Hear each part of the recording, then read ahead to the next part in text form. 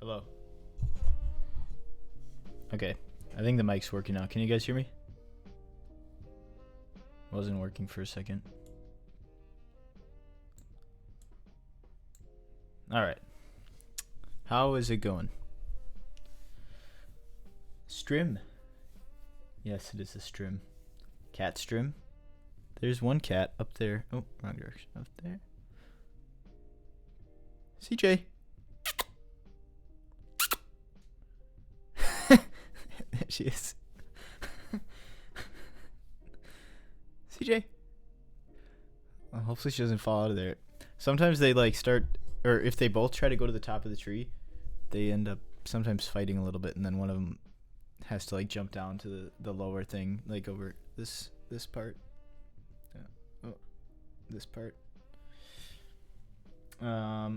Anyways, hello Aaron, Metaverm, Ardang, I'm Weesh, Crown Clown, Scar Tamer, Objective, hello Manu, hello Chopstick.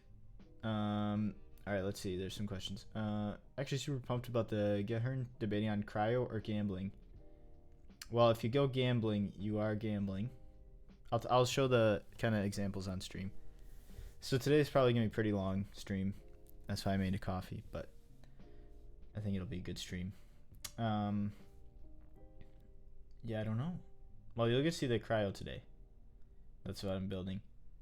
And then the gambling, I don't have, unfortunately, but other content creators do. I like the green. Green is nice. You bought 3 vintage chairboards. Nice. I'm not super... Honestly, I haven't gotten into it very much. I've bought a few vintage boards for the switches and keycaps. So I've done that. CJ is busy. That's good, though, because she had a hairball the other day, so... If she maintains it better...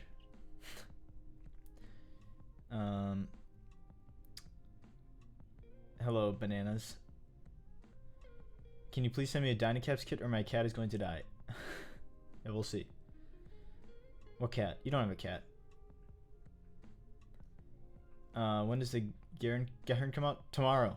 The group buy starts tomorrow and it's live until February 15th.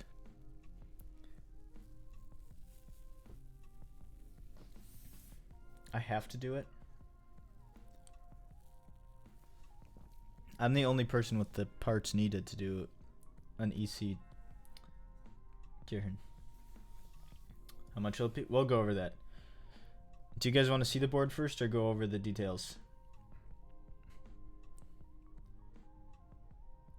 Because I have the board here, or we can go over the details first, or I could show off the board quick and then do the details. Okay, let's do details first. First person said it, so. Alright. Where is it here?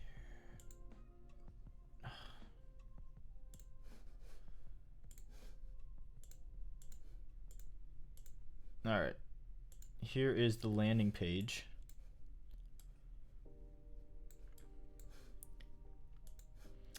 So, yeah, this is the landing page for the keyboard on my website. There's also a Notion page that Control makes, but here it is. Everybody has to like Frostwitch on Mechameleon since Manu hates it. But it's the Gehirn60 designed by Bayan Lenja and Bowl keyboards, managed by Control. Case specifications. It's well under 500. Remember, kids, never let Bowl choose keycaps. Hey. Praying for fast fulfillment. It should be in Q3, so about 6 months. I'll get to the pricing. Don't worry. But it has the case specifications are 6063 aluminum, brass, stainless steel. Or no, there's no brass. I need to fix that. Just stainless steel and aluminum, and acrylic. And then layouts. There's 6 UHHKB, 7 UHHKB, wing key and wing keyless. 4 layouts. So there's really nothing you're missing. It has everything you need. And then it has a 9-degree typing angle, 17mm front height, and 22.8mm EKH. And then the weight is 1.2 kgs unbuilt, for the aluminum version. I'm gonna weigh the acrylic on stream today. And then the mounting is top mount. PCB specifications. This is for the MX PCB. It's black FR4, 1.6mm thick, JST to unified daughterboard. Uses VIA. There's solderable and hot swap, and there is RGB underglow. This is for your acrylic fans. And then it's designed by Gondo. And then here's the compatibility. So you see both MX hot swap and solder have 7U and 6U bottom row. No 6.25 we had to pick, and we thought it made more sense to do 6.25 or 6 and drop 6.25, since that was also favored for the mounting design. So they have 6 and 7U bottom rows, and then they both have right shift split and backspace split and stepped or full caps lock. And then if you get solder, you get the addition of ISO and split left shift. And then for the mounting, it's a classic top mount with small relief cuts at the mounting points. The top mount ensures great compatibility with MX, HE, and EC, as well as providing a nice loud sound profile. You know, honestly, I wrote this and I'm not good at writing those, so sorry if that isn't very good. But here's the exploded diagram showing all the parts. Oh, here's some questions. There is a nice blue. The Pastel is very nice. It's kind of incredible to see 6U and also 7U. I agree, except they're when both options are presented, there still is a better option, I have to say. All right, and then so this is where it kind of gets, it's not messy, it's just a lot of options. But there's 6U MX plate. So if you're going to build MX and have a 6U HHKB, these are your options. There's aluminum, PC, PP, PEI, and CF. And then 7U, same material options, but you can see it as a 7U bottom row, whereas this one's 6U. And then there's a Raka plate. So one of the options will be the Raka HE pre-built. So it'll be pre-built and assembled. No keycaps, but it has switches, stabilizers, plate, PCB for HE. So it's very good HE. I used it on a previous stream. Lightning showed it off yesterday, so you can check out his VOD for that. But it'll come pre-built with the Raka Mobius switches, which sounded really good. You'll also be able to see how it sounds. But then one of the main things I like about Raka is it has a really cool PCB design where it's got a split PCB, so you have an RGB on a separate PCB. And then they like sandwich together. It's super cool. But then you get RGB per key. And then 7U Venom plate. So you'll also be able to buy a Venom PCB as an add-on, and that has this plate has the Venom compatibility. So you can see the difference here is that they have different screw locations. That's why there's two plates. But next up, there's also a 6.25U booting plate. So we don't sell the booting PCBs, but you can buy the plate with the bare bones kit and then use your own PCB. And then there's a 6U HHKB DynaCap plate. That's what we'll be using tonight. And then also a 7U HHKB DynaCap plate. Or not 7U HHKB, 7U any layout. So you can use Winky, Winkyless, or HHKB. And both of those are stainless steel. Alright, let me adjust my music here quickly. 1 second. There we go. Can you guys hear the music really? Yeah, it should be better. Is that too loud? I don't know. Am I able to put pictures of my drawings for keyboard in the Discord? Sure. I guess I'll just delete it if it's not appropriate for where it is. But can we get plate files for the Raka? Yep, the Raka plate files will be released. You can also just buy the bare bones kit with the Raka plate selected, and then just use your existing Raka stuff. Yes, I'm doing DynaCap tonight. DynaCaps is more expensive. I'll go over the pricing. But yeah, those are the plate options. And then vendors, there's Bolt keyboards for North America, Delta Keyco for Europe, Vertex for China, Keys and Cables for Australia, Prototypes for United Kingdom, Pantheon Keys for Southeast Asia, Keybay Tech for Canada, Geon for Korea, Yushikobo for Japan, and Egletsan for Thailand. Timeline is group buy is 15th of January to 15th of February with a fulfillment in Q3. Price, here's the pricing, so everybody's curious about. The lower end of the price there is for the acrylic, anodized, or meteorite coat, and then the high end price is for aged and Mechameleon. So bare bones 225, MX 250, EC 385, Raka 395. But you have to keep in mind the EC and Raka, or the DynaCap and Raka, include the switches, PCB, plate, stabilizers, and everything you need, except literally everything except keycaps. So that's why they're more expensive, but you are getting a lot more stuff. And then kit contents, I broke it up into the kits again. There's bare bones, so I'll just say the bare bones and then what comes with additionally. Bare bones comes with the top case, bottom case, inner weight, outer weight, Daughterboard and JST, carrying case, and microfiber cloth, and then a plate of choice. MX kit is all that, but you also get a MX PCB. EC is all that, but you have the DynaCap internals, and then Raka is all that, but you have a Raka internals. And then you can get all this stuff as add-ons.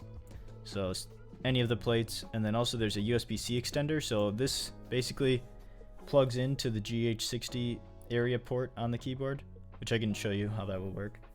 And then it runs to a Daughterboard. So you can use literally almost any PCB in this case. And then lastly, you can get the DynaCap bundle. So then for the colorways, we have Mechameleon, which is the color shift Cerakote top case and bottom case with sandblasted stainless steel outer weight. Meteorite, which is sparkle gray coated top case, sparkle gray coated bottom case, sandblasted stainless steel outer weight. Containment, which is a green anodized with the sandblasted weight. Anomaly, which is blue anodized, which I have here, I'll show. Cryogenesis, which is what we're building tonight, which is acrylic with sandblasted stainless steel. Pastel is tealish mintish green anodized, which I also have here, I'll show off. So I'll be streaming red dot, I'll be streaming the Pastel. And then lastly is Gambling Ages, which is the aged aluminum. So this is an example picture of what you could expect. So I've kind of been saying, like, if you are not comfortable with variability, definitely don't buy the Gambling Ages. But if you would be happy with any of these, then go for it. Because basically, when you buy it, you don't get to pick, you'll get something. These are just examples of how they could look. But yeah, and then I have to update this list with who's doing Pastel. But then I made this little form at the end, so if you're confused, don't submit it, or you can submit it, but it doesn't do anything. But you basically can use it to determine what you need to buy. So like, say I want to do EC, okay, then I know I have to buy the EC kit, and then I can pick from these layouts. Say I want to do Hall Effect, and then what internals I want to use? I want to use Venom. So then it'll tell me what I need. And then say I want to do Raka, it'll tell me what I need. So yeah, and then MX. Lastly, if I want to use my own PCB with a JST, tells me what I need. So yeah, you can use that if you're confused by all the options. Otherwise, you can feel free to ask, and I'll be happy to help.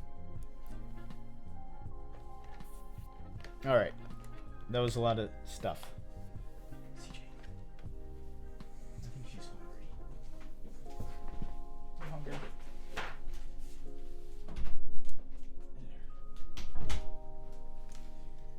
I'll feed the cats a treat at the end, because otherwise they don't leave me alone. All right. Now I gotta catch up on the messages here.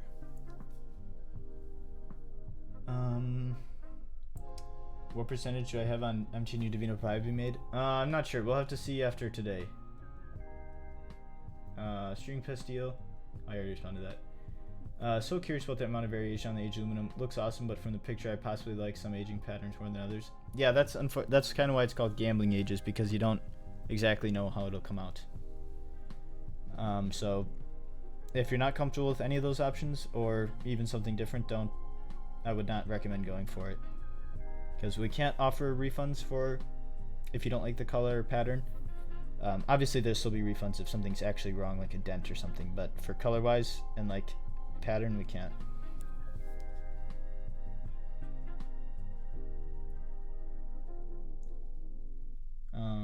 Perfect. EC Pastel and MG New Divina Pi would be so goated. That is true. That would be very, very good. I'd love to see the lighter color of one of the game ages. Yeah, we'll see what Alex Otis will be streaming it, and so we'll see what his looks like. I want to see if that blue anno is a match for laser. Right, I will show the blue and pastel before building the whole rest of it. Can you share what kind of finishing Gehling gauges have? It's basically like a forced patina on the aluminum. But like the pattern will depend on how, like, so the chemical makeup of that actual aluminum can also affect how it looks, because like the aging process basically goes into the metal. And like if you didn't know, like alloys kind of have like cells, almost like a human cell, where like the metal all combined together, but there's still like little cells.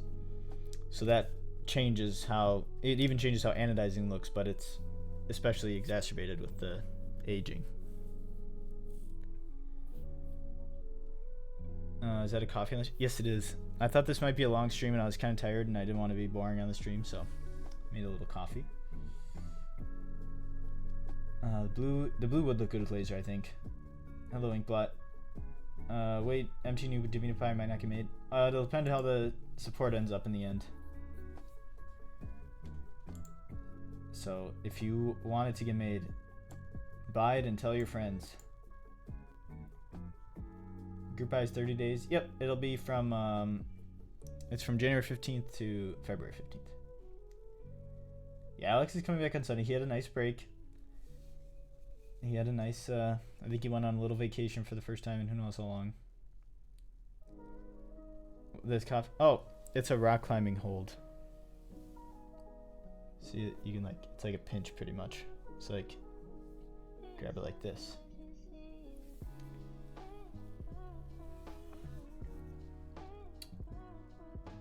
But yeah, Alex will be, actually his first stream back is the Gehirn60, so. You're only born when you're on screen. I don't know, some people have commented before in the stream that I look sad or something. But I think that's just my face, so. But I'm not sad. Can I turn my gain up? Is it quiet? See, my audio interface like restarted itself before the stream. Is that better? Maybe that? I don't know. Let me know if it, oh, that's too much. That's peaking. How about that? Okay, there. Okay, question. Why acrylic over PC? Yeah, RBF is resting bullface. Okay, yeah, but acrylic over PC. Why do we do that? We went with the acrylic because STR is more comfortable working with acrylic. Basically, with polycarbonate, there can be a high failure rate because it tends to, when it heats up, it warps. And when you CNC stuff, it heats up. And acrylic does too, but to a lesser degree. But basically, like, it just has a much lower failure rate during CNC. So then, like you might have seen before, sometimes polycarbonate boards actually cost more than the aluminum version, and it's because they have to make so many more extras. Whereas acrylic, you don't have to do that. Yeah, exactly, Inkblot. That's why. It's because the failure rate's so much higher. See, if you have to make twice as many tops to get the same number of good ones, it's like, it's pretty wasteful in terms of machine time, and just wasteful because you can't really do anything with that product then if it doesn't pass QC. So that's one thing. Secondly, more of a preferential thing is that acrylic doesn't really have any tone to it, whereas PC tends to have sort of a blue hint, which that's obviously just kind of depends what you like. Personally, I don't mind. I don't really have a strong preference either way. But the acrylic is pretty much just a flat transparent color. And then lastly, like in terms of keyboards, it doesn't really affect the sound, and then durability is pretty much the same as well. So for those reasons, it's kind of like, it makes more sense to go with acrylic instead of PC for these keyboards. Yeah, feel free. Obviously, if I can't answer it, I won't, but feel free to ask. Oh, hello, Huldus. Just got some Kiki Kinchos because I do a plateless ARC60 build. Ooh, that sounds great. I hope you like them as much as me because I've been loving them. If you guys saw the collection stream, I think I had like 6 boards built with the Kiki Kinchos already.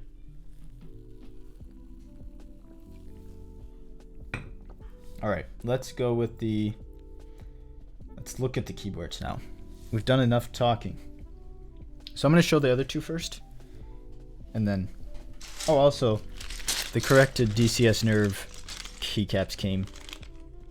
I have to leave town tomorrow, so I won't be able to ship them tomorrow, but I'll ship everything on Friday. So, get excited.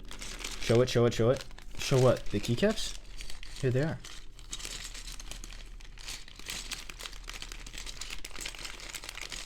I recently had a bad experience with a board coming from Hongtu. Do you have an opinion or dirt on them?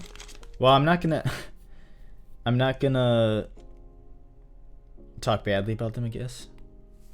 But I haven't personally ordered anything from Hongtu, like from a vendor perspective. I've had keyboards that I know were made there, but honestly, here's the thing. With manufacturers, I think from a consumer perspective, the manufacturer should be irrelevant, which I think it becomes irrelevant if the vendors do a good job. So like, for me, and maybe I'm not perfect at this all the time, but I think it's easy to blame a manufacturer or something if something goes wrong. But in my opinion, at the end of the day, it's the vendor's responsibility to make sure you have a good time anyways. So like, it shouldn't matter to you if I get my keyboard made at STR or at DDS.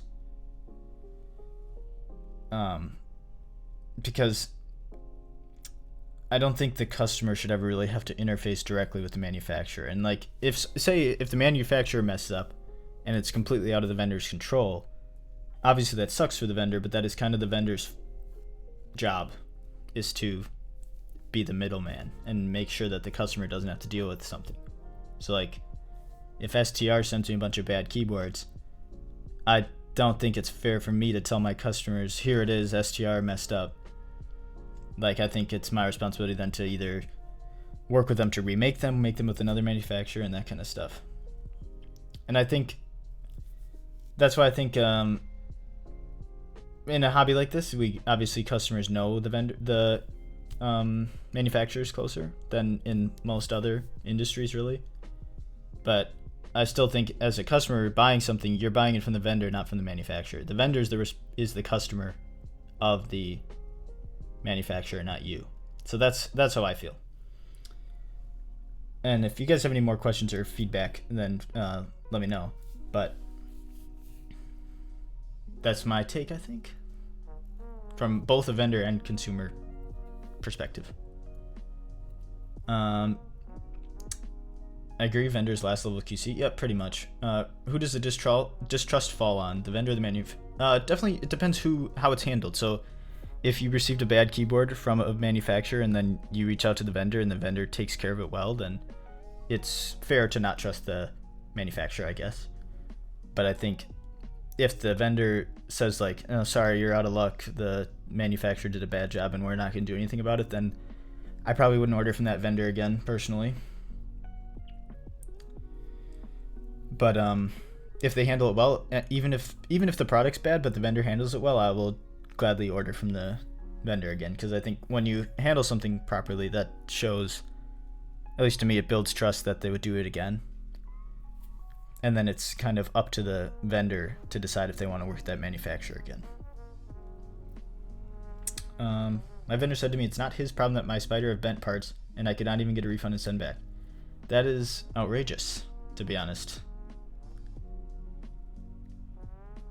Yeah, that's pretty ridiculous, and I wouldn't order from that vendor again, probably. I agree with the vendor's take. I bought a Snake 60 from Kaziwa and they messed it up twice, but the vendor I bought it through took care of me and got it fixed. That's great. Yeah, see, that's kind of where maybe Kaziwa messes it up. Just like people, there's been issues with keyboards shipped from STR, like it happens. But like, that's where I think if your vendor took care of you there, then you can trust that vendor and happily buy from them again. I think that's a good test almost, which obviously you don't want to test, but if you have to have a test, I think it's easy to tell if the vendor is trustworthy based on how they handle something. Vendor is handling it well, but has multiple people with the same problem. Yeah, that definitely sucks for the that really sucks for the vendor, because it obviously is a financial strain. And like, I guess to me, that's a risk of being a vendor. Like, if you're going to be able to make profit, you also have to accept risk. That's kind of how businesses work. So like, I don't think you can just continuously put that on the customer, but yeah, like obviously I hope you get a fixed keyboard, and hopefully the Honk 2 will help that vendor to fix the issues. But I don't have any personal dirt on any manufacturer. So you messed up the Seabass TH 2 times now. I still place some blame on the vendor for this one. Yeah, I mean, I think the vendor's job ultimately is to communicate stuff to the customers. That's my take. And like, with working with STR, like, to be transparent, it's like, yeah, with the patina thing, it's like, I think on the one hand, it would be nice if STR could make every patina look identical so the customers know what they're gonna get. But on the other hand, the point is that it's different, and I think a shortfall in the past from myself was not communicating well enough to customers that there will be variability. So I think that was my job more than STR's in the sense of like getting every patina identical, because it's not possible, and I should have told customers better. And now I have to deal with the consequences of that. But I think it's still not necessarily STR's fault. Whereas like there's been like I've received keyboards from STR, DDS, any manufacturer, there's like maybe a small ding, something like that. So that kind of stuff is where you work with the manufacturer, and it's the same like to give you guys even how I would work through a situation like that. It's the same thing as if you were to talk to a vendor. So like, it's the same thing if I bought some switches from Bull Keyboards and Bull Keyboards shipped me the wrong switches. I'm gonna email and be like, hey, I need the right thing. So I basically do the same thing to the vendor or to the manufacturer and be like, how can we fix this? Holy yapper. Bro, I'm just telling the community how it feels to be Manu KBs. This is a day in the life of Manu, by the way. Except probably 10 times more stuff because he has to work with all the vendors everywhere. Yes, I will show the Pastel right about now.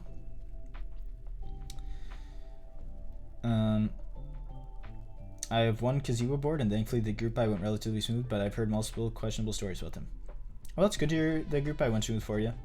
Kaziwa's, every manufacturer that you've heard a problem with has delivered probably 5 times, like, not way more than 5, like 100 times as many good boards as they have bad boards. Like, it's just, it's easy to think in like a vacuum, but a lot of the keyboards, like, they deliver a lot of keyboards. So even if there's 100 keyboards that are bad, it's still a small percentage of how many good ones they've shipped. So like, you have to keep that kind of stuff in mind. It just happens. I'm trying to get content level. Yeah, hey, this is, normally we'd be done building a keyboard by now. I think this is nice though. I will go on a strike because of messaging vendors. No, we need you, Slim. It's hard discerning sometimes, which is what prompted me to ask, because Bull is generally awesome at being transparent. I try. It all comes down to how it's dealt with and how honest they are about what happened. Yeah, 100%. I mean, it's like if you working with anybody, and like if you've worked in any job, you end up, everybody has to, and maybe not compromise, but like you have to find a solution to something. We all need you, Slim. But anyways, I'll keep yapping, but I'll also show keyboards at the same time. So here's the Pastel, which I'm gonna turn the overhead lighting down a little bit, because this when it's a lighter anode like this, it really reflects. So you can see, like, if I tilt like this, how much darker it looks. So I'm just gonna turn these down just a little bit. Probably to more natural. This is probably more natural room levels. But then like this is how that looks.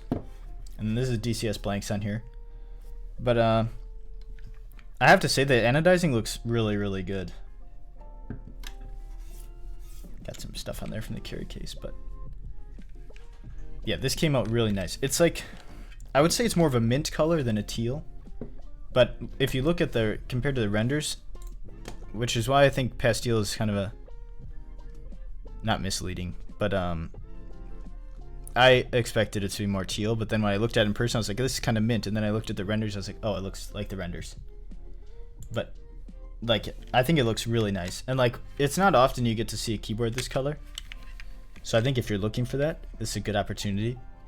Plus, it's like gonna perfectly match GMK Divina Papaya. Which, here's, you know, guys want to hear my peak build? My peak build would be 6U HHKB, EC, or DynaCap, and then MTNU Divina Papaya on this color. Or acrylic, but this might even be better than acrylic with that. I would say it's accurate to the renders, and like Manu said, it's going to be color matched to the keycaps. Any Manta or Nervewrecker news? Nervewrecker's almost done, Manta's also almost done. Is it closer to the Aloe Bulbul? It is. Yeah, it's pretty close to that. It's a bit less blue. Here you can see. This is more blue, whereas this is more green. Or like has a cooler blue tint. It doesn't show very well on camera, but they are a little different. I would say this is a bit lighter also. Whereas this has a little warmer of a tone. If like you've used like sliders and like editing softwares. This would be if you, the bowl would be if you turn it slightly blue. But yeah, this color looks really great. And I just threw bowl blanks on it. Or bowl blanks on it. Oh, this build is not good at all. It's unlubed switches, no stable, it literally doesn't have stabilizers. So don't listen to this. Alright. Which color would you get match with GMK Hydra? I forgot what GMK Hydra looks like. GMK Hydra. Oh, wait, Hydro?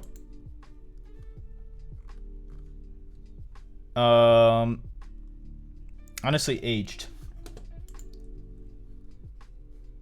I would do aged. I didn't show the blue. I'm showing the blue next. Yeah, next. Okay, next up. This one is actually insane. The saturation on this is crazy. Like, look at this. And a lot of people were complaining in the renders that it looked purple in the renders and blue. But like, look at this. It legitimately does in person. Like here, if you tilt it like this, it looks purpler. More purple, more purple. But then if you go here, it's just like electric blue. Also, I wanted to note right away is that there will be teeth in the group by ones. There just wasn't time in the prototype because it's a whole nother machining process. So don't worry, there will be teeth, like the render. But this, here's the anomaly color. Like the, and I seriously don't think it even does it justice on camera. Maybe like this shows it. This is pretty true to how it looks in real life. But here, like, looks a little washed up, but like this is how it looks in real life. And there's the side profile. Bottom. Are these made to order? Yes, they are. How does this compare to Synovia Blue? This is more vibrant, I think.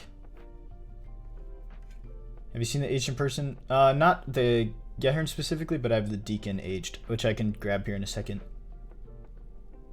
Can you do another typing test? I'm not going to do typing test with this because it's a horrible build. It's not a real build. I haven't actually done the build yet.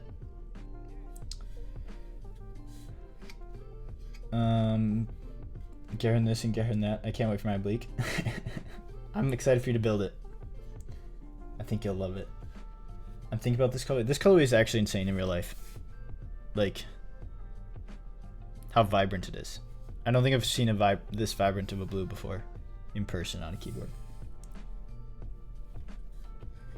So if you like blue, I think you'd love this. I think maybe like panels would look good on it. Out of the keyboards I have. But yeah.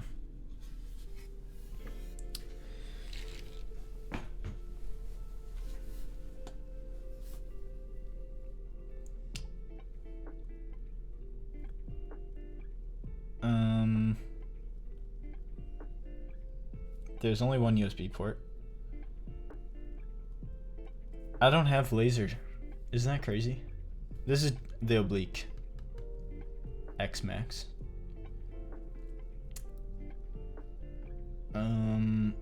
Greek beige would look good.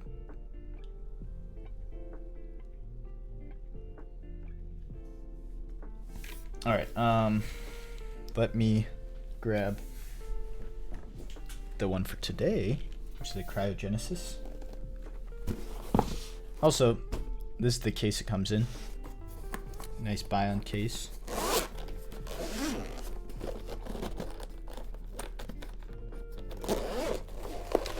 And then let's get this back.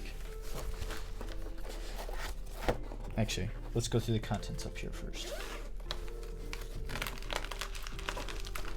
All right, so we got hot swap PCB, which I'll go over tomorrow's stream when I build an MX build. Solder PCB.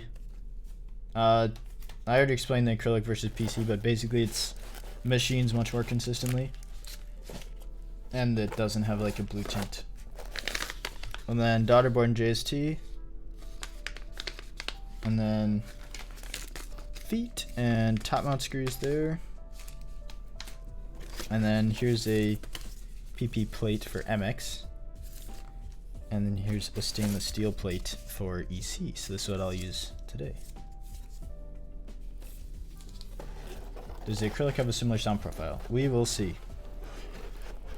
It'll be definitely a little different than aluminum, but tomorrow or Friday, after I build the MX, I will do some mix and match to see. But then here is the Cryogenesis colorway. So it's the acrylic top and bottom with the stainless steel weights. Look at that, look at that. So these ones have the final inner weight. Yep, the stainless steel here.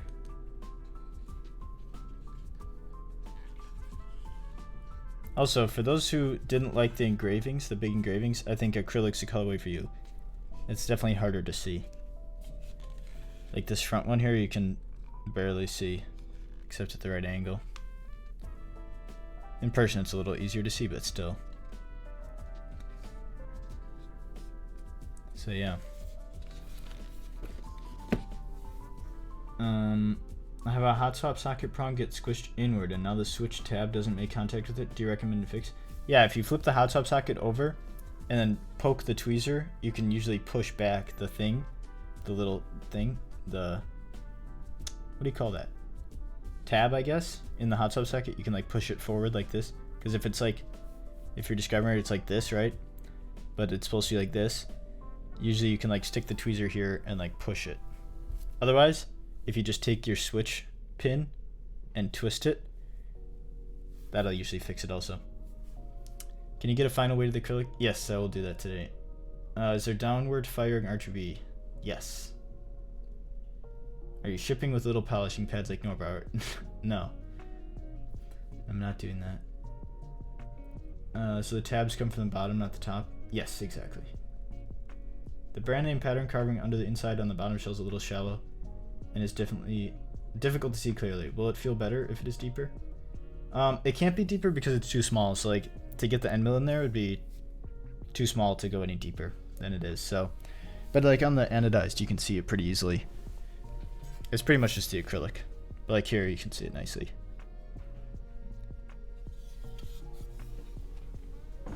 But it is a little more shallow than the back. Yeah. Is there a special housing / slider color for the Gehirn? Because I know Clever is doing it for his boards. I think that will depend on the amount of orders, because there's basically an MLQ for custom colors.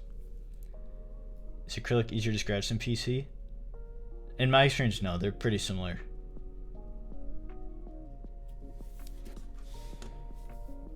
In terms of durability that way. But you see what I mean, how this has like no hint of color really? It's like just a flat, transparent color. So that's kind of the difference with acrylic. But anyways, let's go over the board a little bit. Ag grade would be cool. So it's kind of a box on wedge side profile with a accented seam there, and then on the back it has a right side USB, which a lot of people are kind of wondering why, and mainly because if you put it in the middle, it would be in the middle of the text, so that wouldn't look good. And then if you put it on the right, the text would have to be over there. But lastly, it's to match the TKL, so the TKL has it on the right and the text is in the same position and size of the TKL. So that's pretty much why. And then bottom, it has the alien guy, which look at the detail in the engraving. Looks really, really nice. You can see there's multiple shades. There's like 3 shades in the engraving. There's like the stainless steel and then a lighter shade and then a darker shade on top. There you can really see it. But I love how they did that. And then front has the little Gehirn text there. And then, oh yeah, and also there's a Bion logo there. Bottom of the board in the back seems to flare a little bit. Oh, it's perpendicular to the top. So since it's a 9-degree typing angle, you can kind of see it from the top down. But it's perpendicular there. But yeah, it's because of the typing angle.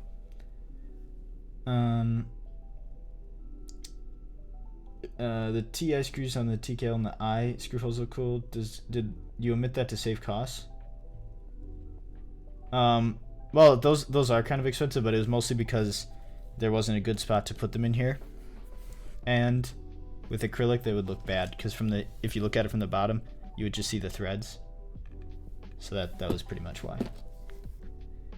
And it would have been kind of weird because they wouldn't fit on this because of the thickness of this. It's not thick enough to be able to do a counter bore. We had to countersink the screws. So that's why.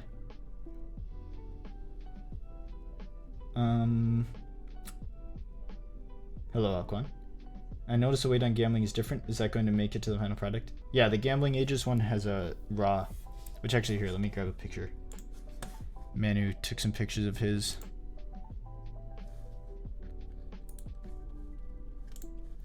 One second.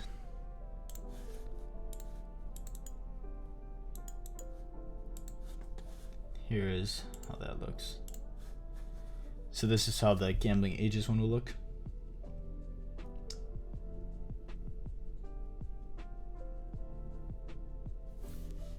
So it's the raw machine pattern. You see how many paths you have to take around the little alien there.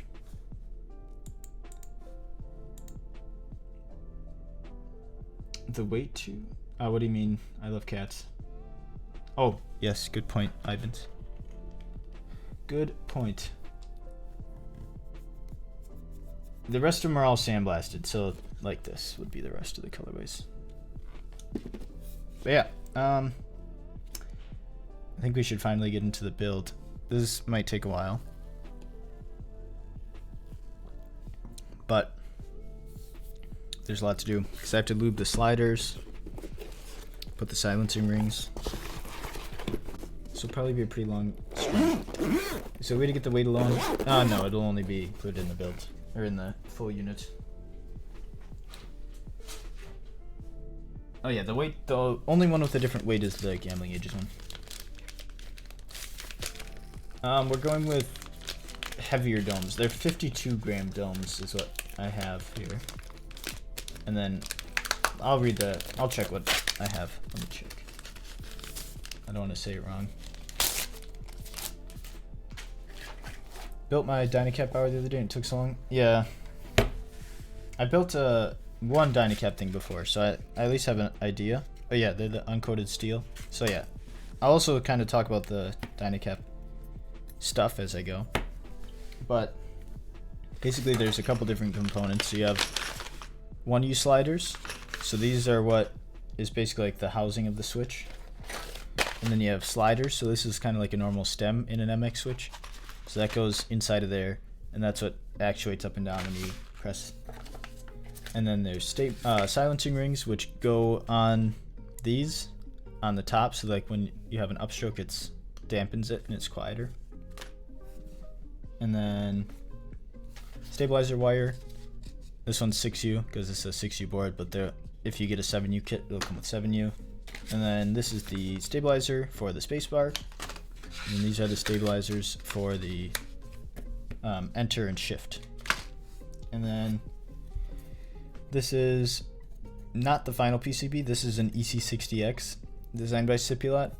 And the final one will be the basically just the DynaCap version of this. Still designed by Cipulot, still same RGB and that kind of stuff. So it's pretty close to the same. I think just the appearance changes slightly.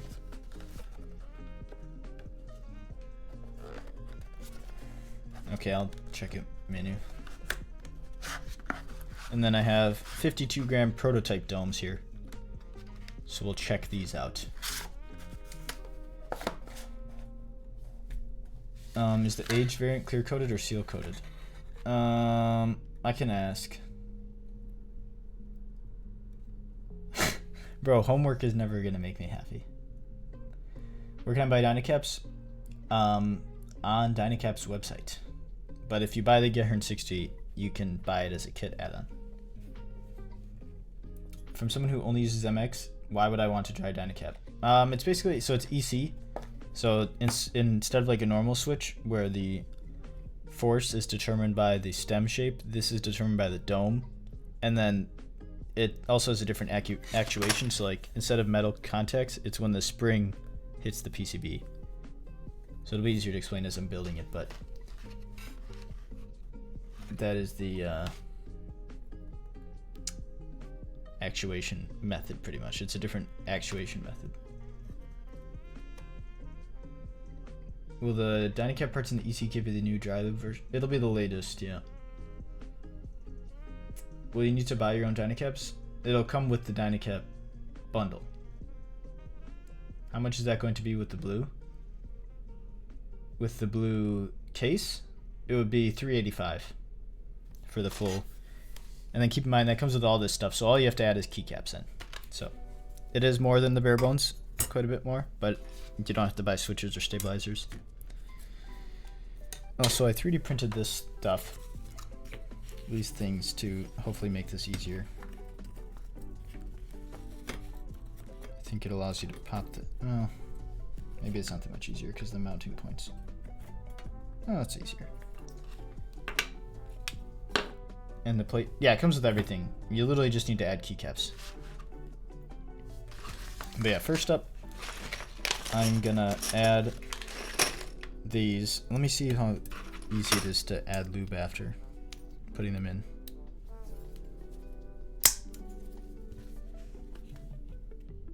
I think that'll be okay. Because, where do you put lube on EC? Oh, I forget. I think you just put it right there, right? Yeah. Just on those rails. Yeah, no, I remember. I'm just gonna put them all in here first and then lube those. Yeah, okay. I got this. These are, I remember these being difficult to push in because they have to basically lock in there tight so they don't move. Because then your actuation won't actuate correctly. Except it's crooked. There we go.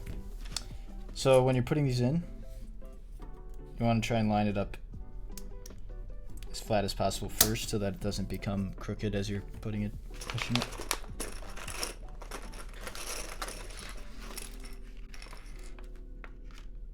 Oh yeah, you're right. Okay, luckily I was doing that the right way. I see what you mean. Ollie? Is that right? Do you have the Omni-type switch pusher? No, I do not. I'll just use this. I think.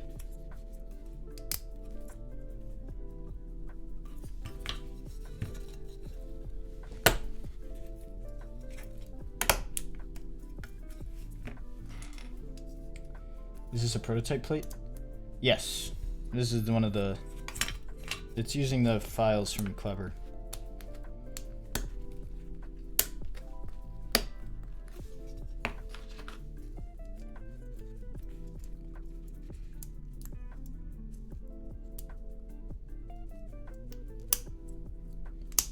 Was that the Pastel Gehirn? Yes, it was.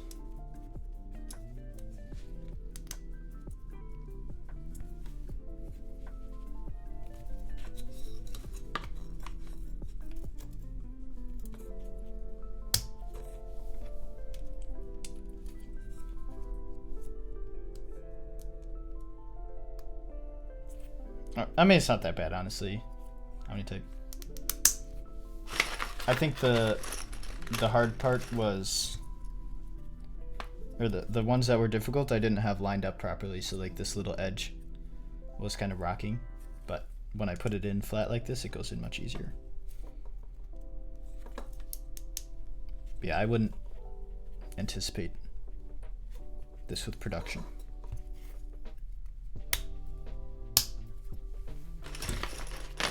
Does it come with extra housings in case you use too much force and break one? I think it'd be really, really hard to break this, but I think it does come with a few extra.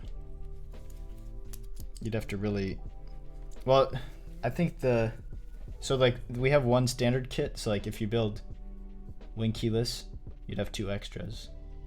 I don't know if there's any extras for wing key. But if you use something flat that's not your thumb to push it in, it doesn't hurt. I think that's much easier.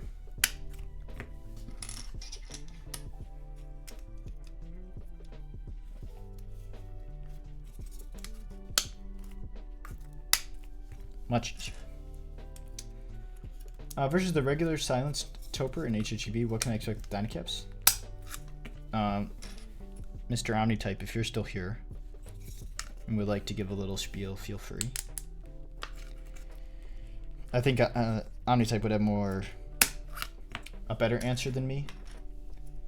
From my experience, basically you get a more customizable experience and you get to use, well, there's a lot of benefits, which Omni-type, feel free to jump in if I say something wrong or if you want to expand on it. But basically it's easier to customize your dome feeling.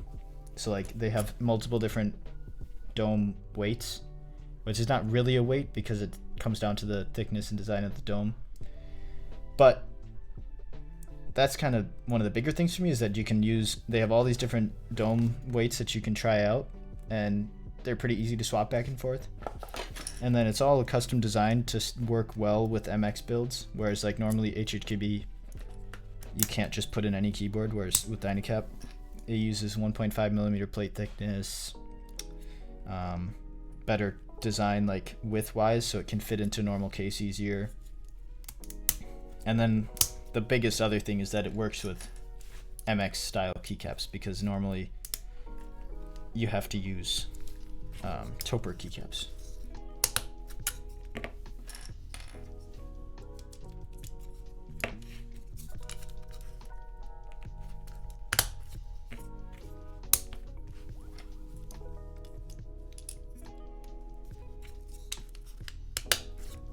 But it's all designed by Clever, and then with Omni-type, they're bringing it to the people. But I think it's cool they're working with other designers, like for this, where you can add it as a full bundle, because one of the daunting parts is knowing what you need, but you don't have to think about it. You just add the bundle, and you don't have to buy extra stuff that you're not going to use, so works out well. It's never been easier to build an EC keyboard. Nice. Biggest thing is it solves all interference. Oh yes, that's true. I did forget about the interference issues with other EC products. So there you have it. Please send me DynaCaps, I need it. Maybe. It would have to be the 7U menu.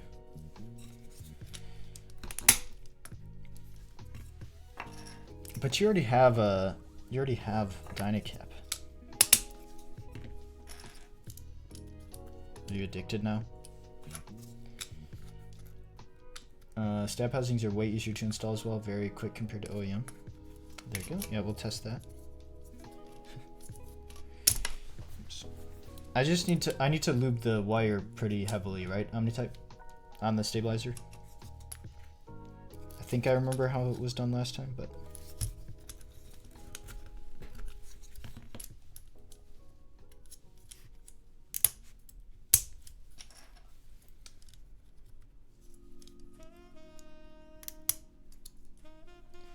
did I keep saying DynaCaps? Is it just DynaCap?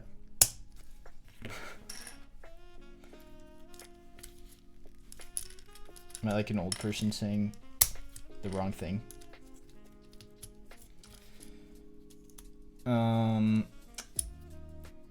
Got here late. I plan on picking up an MX Gehirn, but also want an EC PCB and plate, and I'm guessing I can purchase the EC parts. Yes, you can buy the DynaCap add-on with your MX kit, or buy the MX kit, or buy the DynaCap kit and buy an MX add-on. Either one would work, and will result in the same items for you.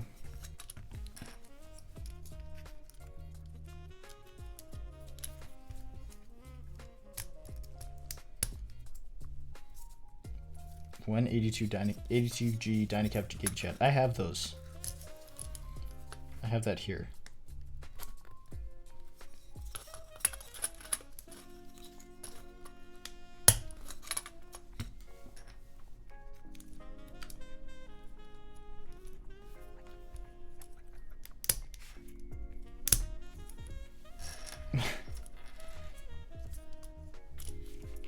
It does just say DynaCap on the box, that's true. Why do I say DynaCaps then? I'm gonna say Omnitypes also. Omnitypes. Maybe it's because I'm Bull Keyboards instead of like Bull Keyboard. Does anybody, well here's the question, does anybody call me Bull Keyboard?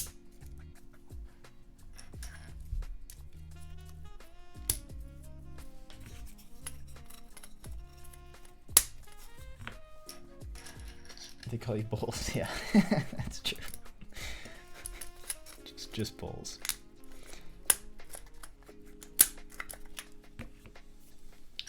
Speaking of, if you want to come call me Bulls in person, you should come to the Madison keyboard meetup on January 24th.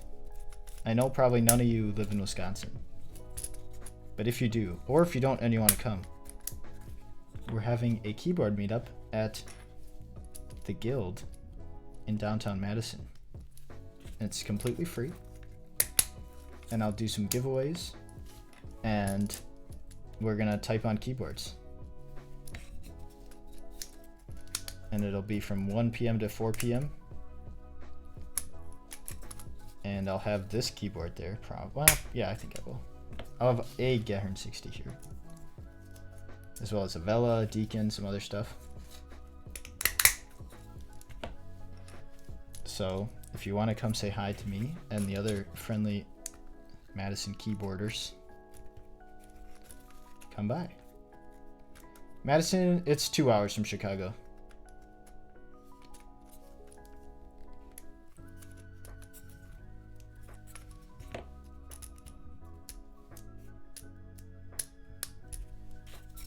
Yeah, it's pretty much 2. Well, it depends where you are.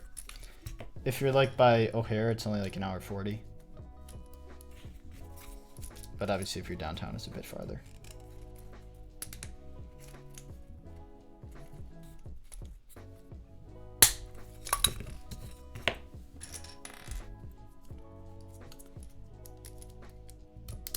Two-hour drive, 1 week shipping. Yeah. Thanks, USPS.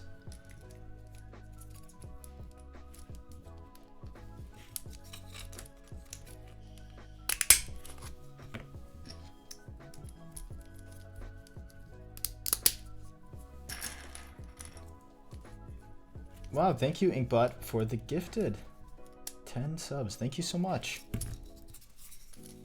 I really appreciate it.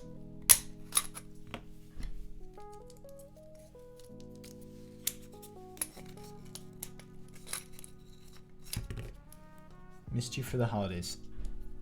Yeah, I guess I did. How long was I gone from streaming? Like a week? But we're back. Thanks again. Any ETA for CL80 stream? As soon as it shows up. So no, I don't have one. I don't have an ETA at the moment. 14.5 hours to Madison for me. Well, that might not be too practical then. We do have a regional airport. But I have to say, the meetup is probably not big enough where it's worth flying in for.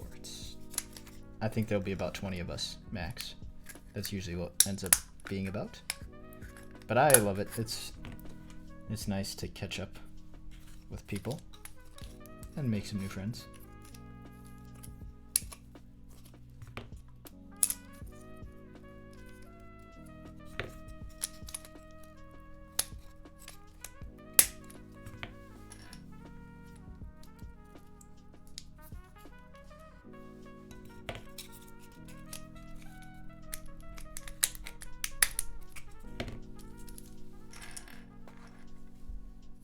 This is only 46 hours and 5 minutes. All right, Alcon, I'll see you there. I expect to see you there. Was that Mechanicon last year and that was so big? How big is that? How many people?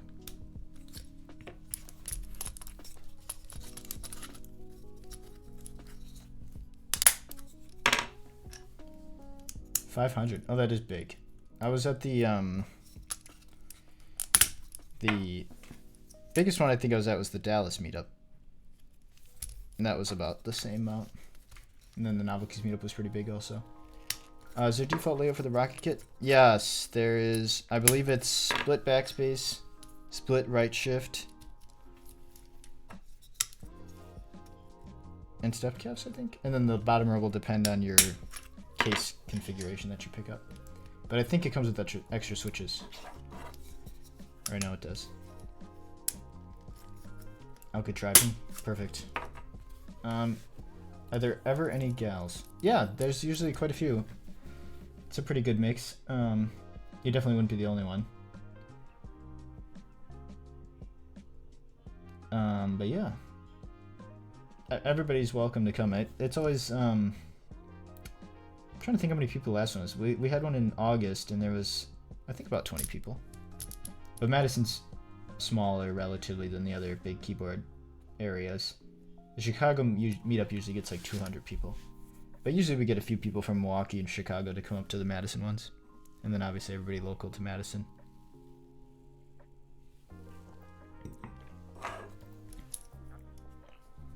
But it works well because we have the college campus here, so a lot of people for that. A lot of nerds. I mean, I think if you're in the keyboard hobby, you can call yourself a nerd, so. Alright, where's my... Oh, there it is. We need more Michigan meetups? That's true. I don't really see any Michigan meetups. Where's my brush now? Uh-oh.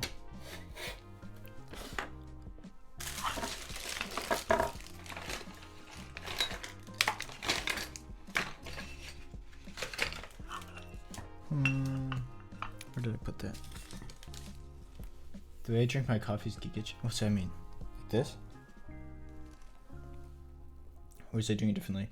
I have to say it was quite intimidating going to a meetup, especially an introvert, but I can say it's lots of fun when you're there. Yeah, pretty much it's kind of fun because even if you're introverted, everybody there wants to talk about the same thing as you, which is keyboards. So like, it's never as intimidating to try to talk to people at an event like that where everybody's there for the same reason. All right, let me find my brush.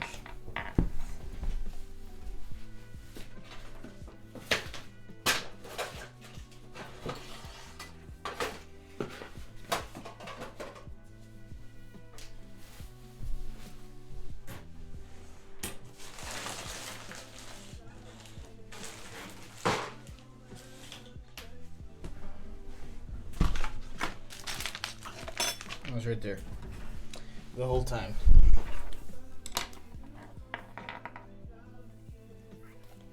Don't got shit in Maine, so. Okay, but Maine's a nice state. Actually, I feel like Maine is pretty similar to Wisconsin in terms of like the climate and stuff. Except you have the coast.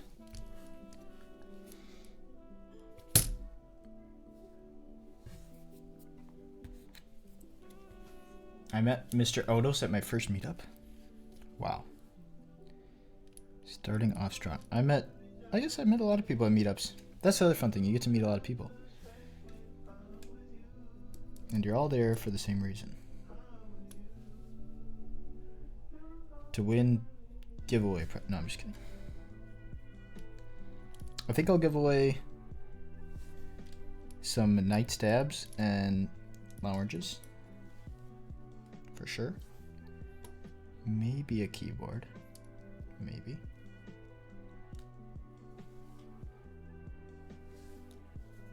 And I'll have stickers and stuff for free.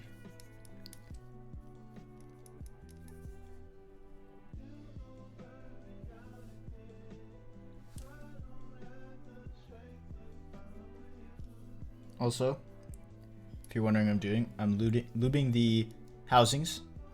So for EC and DynaCap, you want to just lube this corner and this corner, the ones with the little cutouts, just with some 205. Oh, hello Captain Sterling and Raiders. We're building the Gehirn60 with DynaCap right now. And right now, specifically, I'm lubing the housings.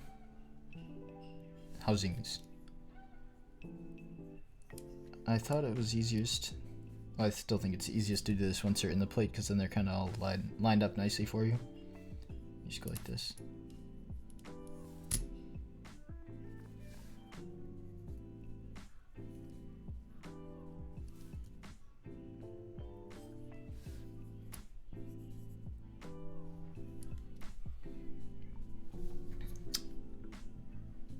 How far would you drive to a meetup?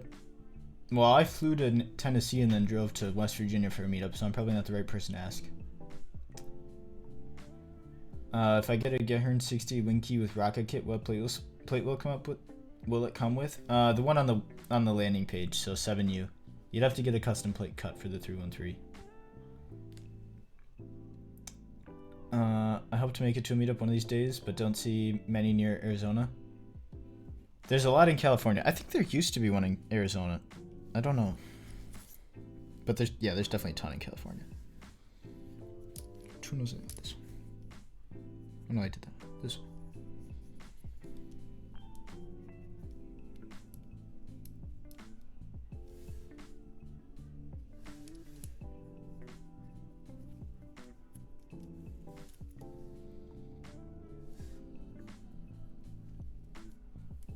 How was your stream, Mr. Sterling?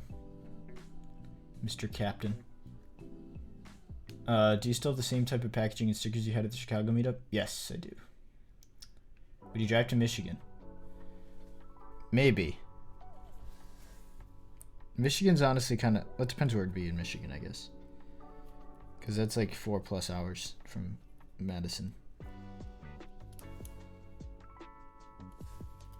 Actually, the UP might be the closest.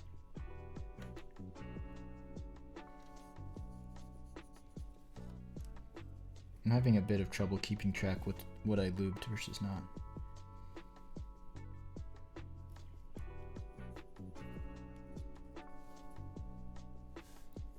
Doesn't help when I look up to read chat all the time.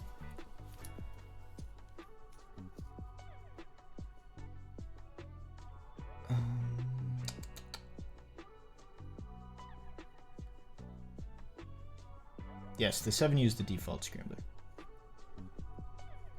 It's probably a bunch of money. Well, the Madison one was free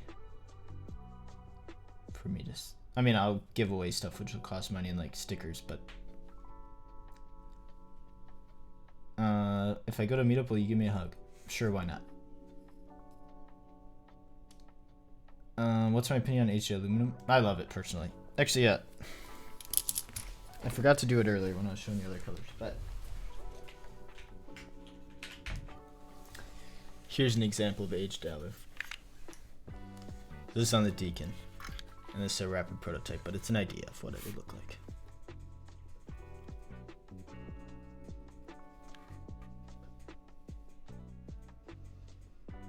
Yeah, usually you have to do meetups in a little bit of a bigger town.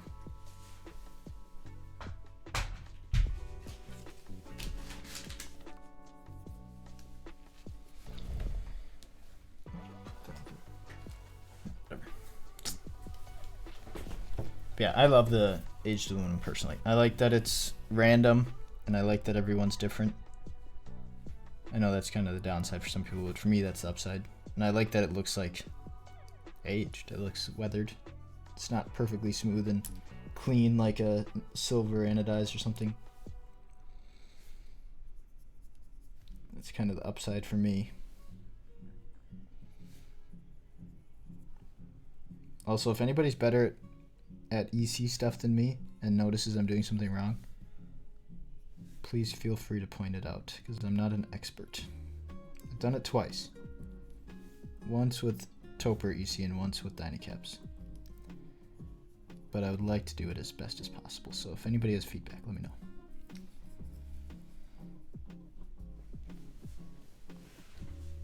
Oh, I don't know. I didn't know that's only 10 minutes from Detroit. I mean, maybe there's enough people in Detroit to do a meetup. 6-day walk, should I do it? Not in the winter time, man. That sounds horrible. Just wish they patinaed the raw aluminum for Gehirn60. What do you mean? Well, that's what the aged is. I'm doing good. Let's go. The aged is basically patinaed raw aluminum.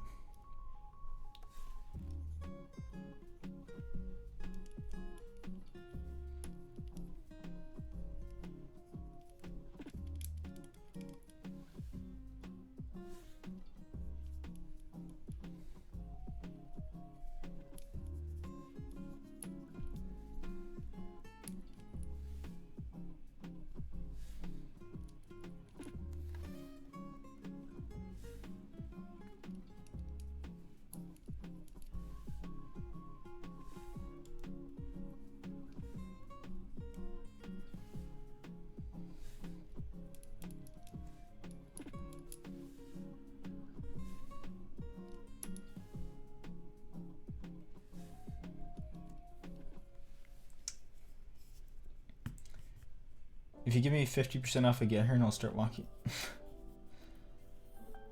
Sorry, I cannot offer that. I meant like with different aluminum, when you chem treat, you can have iridescent. Oh, I see what you mean. That would be cool. That would be cool. Hey, Bull, just making sure, but there's a true HHQB and a 7U? That's correct, yep. So I'm building the 6U now, and then the next stream I'll do is 7U. That would be cool, Scrambler, to do to get like the colorful effects.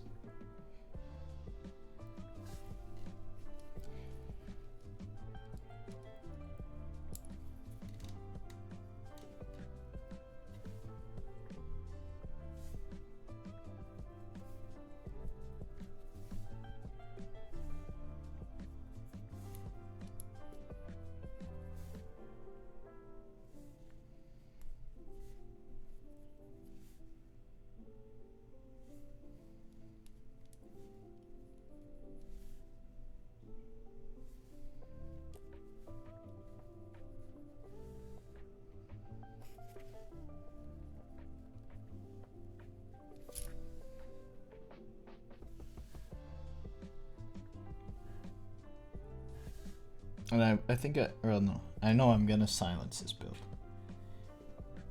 which isn't completely silent. It's just called silencing rings, but it basically just makes it more, in my experience, it makes it kind of more consistent sounding and a bit quieter.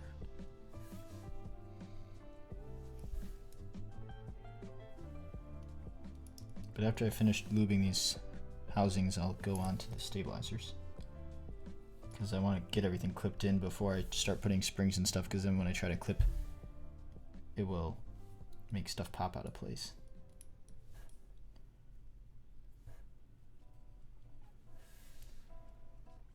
Do you have a favorite colorway? Ooh, I like aged and cryogenesis the best, but they're all really good. If I was gonna pick an anodized, I think I'd pick Pastel. I mean, I like Mechameleon a lot, but I think I already have a Mechameleon board, so I wouldn't get a second one. But if I didn't, then that would also be in the running. For sure. I actually like I kind of like how on this one, the Mechameleon is the entire keyboard, whereas on the Synovia it was silver bottom. I kind of like it full.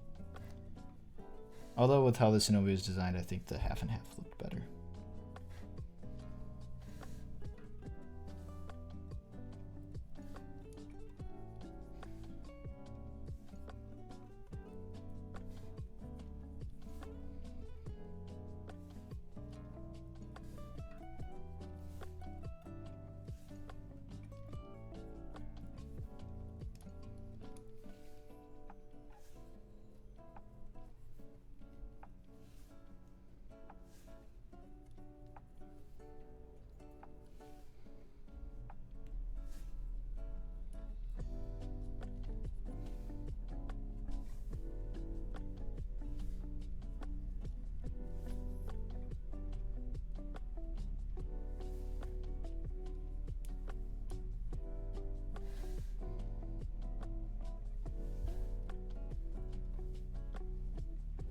All right, done.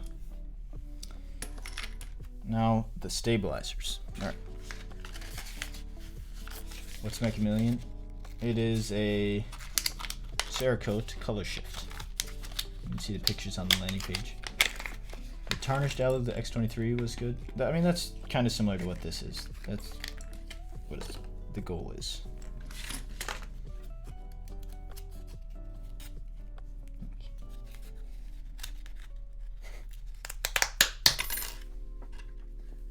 This is nice little box here. Stabilizer cutouts for different lengths. I like that. Oh, MX6, I see. Nice box. Hello, Feedy. STRN is gorgeous. I agree. Can't decide color. I really like the meteor, but the Pastel. Ooh, they're very different. Those are very different. Do I know if STR did the secret 65? I honestly don't know. I'm not sure. I mean, there's the Dino was good on that one.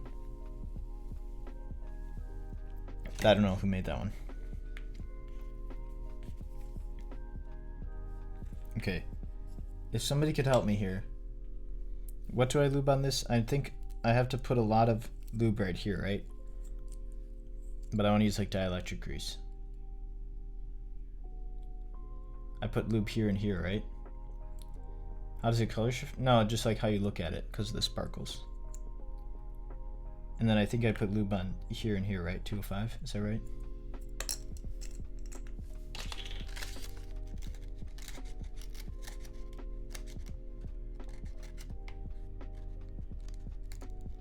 Oh, thank you, Gorkus. Oh, it's almost like they made a guide for this on purpose.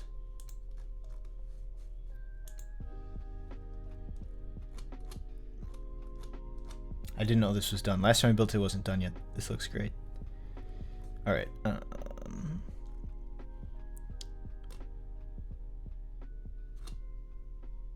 Lube there. Done. Oh, it says to lube the stabilizers after installing them. Okay. I'll do that.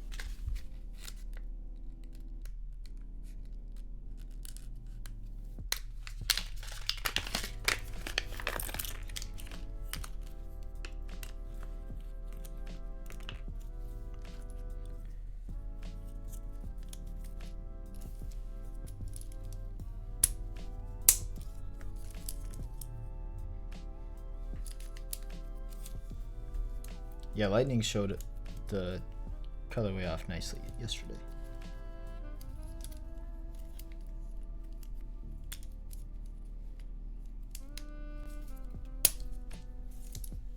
Alright.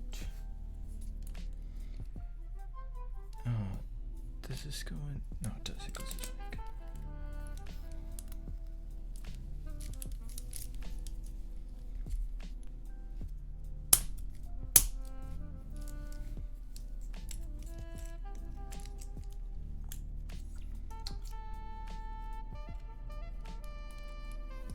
I really love the idea of this keyboard and how many options there are. If only it were 75. Yeah. I mean, it's based off the Gehirn TKL. So maybe you'd like that, but that didn't have all the, that only had MX. All right, let's go down the list here.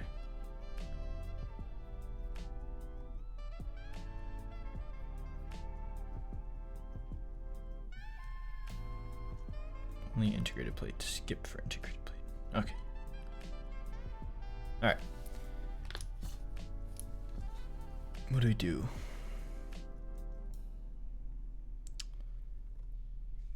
We lubricate the 205.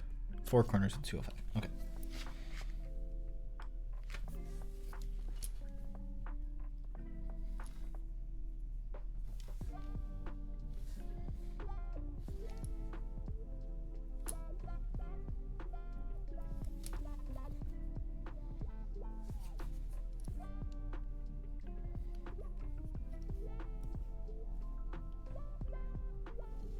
Okay. And then I don't have 206, but I think last time I used dielectric and it was pretty good. So then under and above wire clips with 206. So that would be here.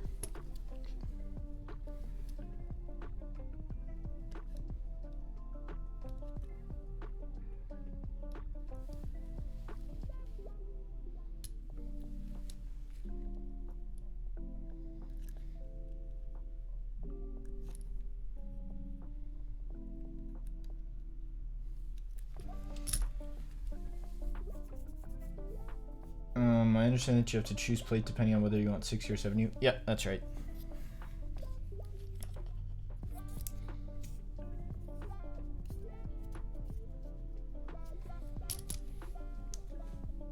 Okay. Now lubricate this part. Oh, I'd have to put the silencing rings on these first.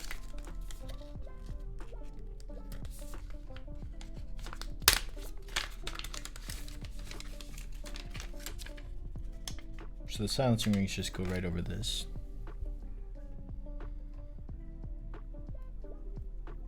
Like so. And then put, oh, this outer wall is 205, okay.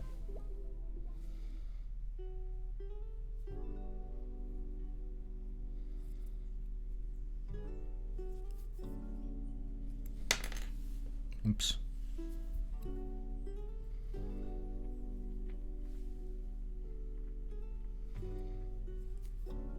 Okay. 205, and then 206 on the inside areas. Okay.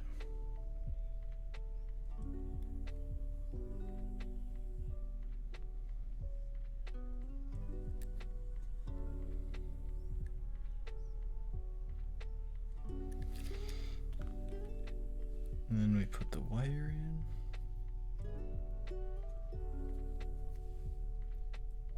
Like that.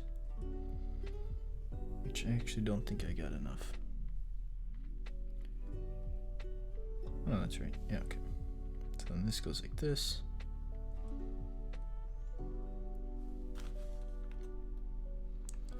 And then we just drop this in here like so.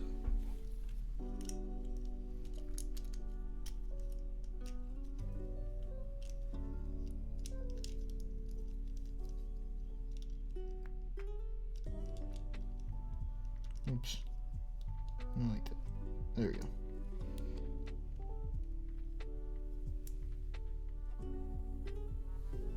Is the silencing ring still on there? Should probably check. No, fell off. Don't know where it went.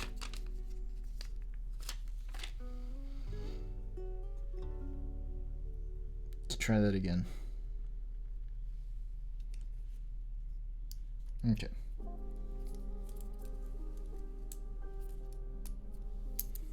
That's not right.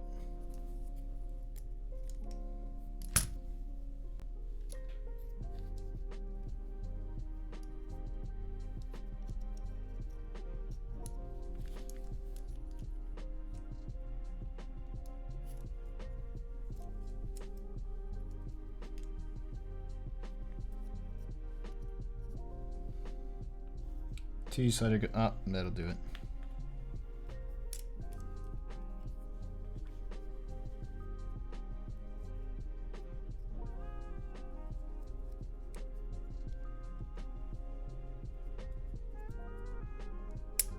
There we go. Okay, that's one done. Is there a reason why this DynaCap is blue versus red? I think this is just, Clever said these were samples colors. The final one might not match this colorway. The final DynaCap parts. In the group I mean. This is just what I was sent by Mr. Clever. Okay, so there's that, and then we put this here, and here,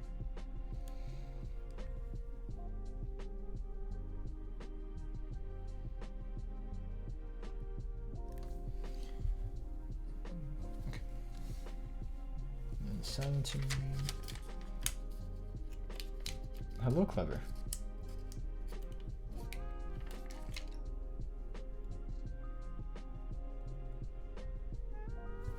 Hopefully I do this right in front of the designer. Also, if you guys didn't notice, there's a cute little Clever logo hidden in the bottom of the stem. Just notice that right there. Do any of the kits come built? The Raka kit comes built, but not with, just without keycaps. You'll just need to add your own keycaps. All right, now we're doing the Spacebar. Okay. Also, I'm referencing the DynaCap guide here. I'm not going to put it on the screen because it'll cover what I'm doing, but if you guys are wondering what I'm looking at, it's available on the DynaCap website. Let's add. All right, so first up we lube the housing. So we put slider rails with 205, and then the wire clip is the dielectric. Okay, I can do that. I think this will be probably the slowest part. After this we get to put the domes and stuff. All right, so all of this is 205.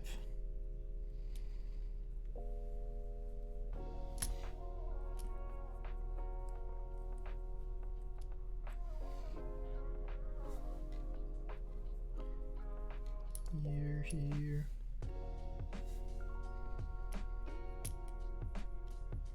Okay.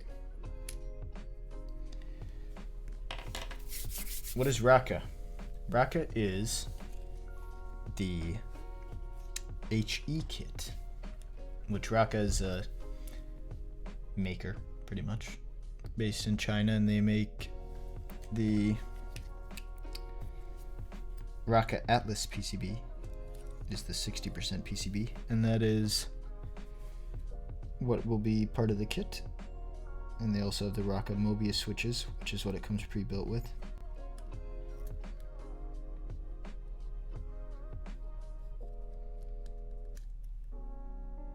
Okay. Okay.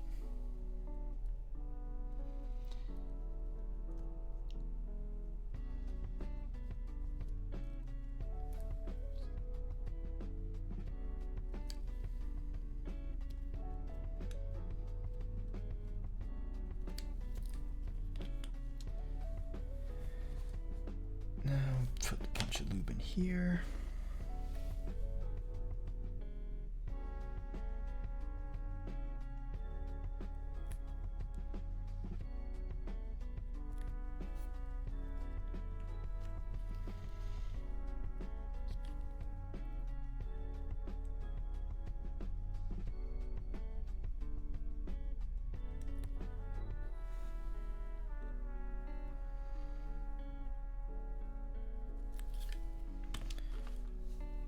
That looks pretty filled to me. Then we hook this. Hook the end of the wire into the closed loop of the stabilizer sliders. Okay.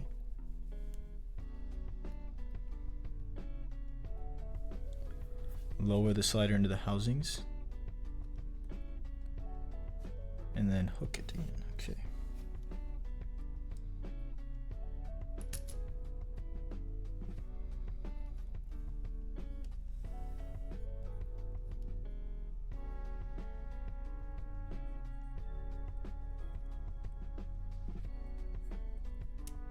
There we go, and then press that down. Oops.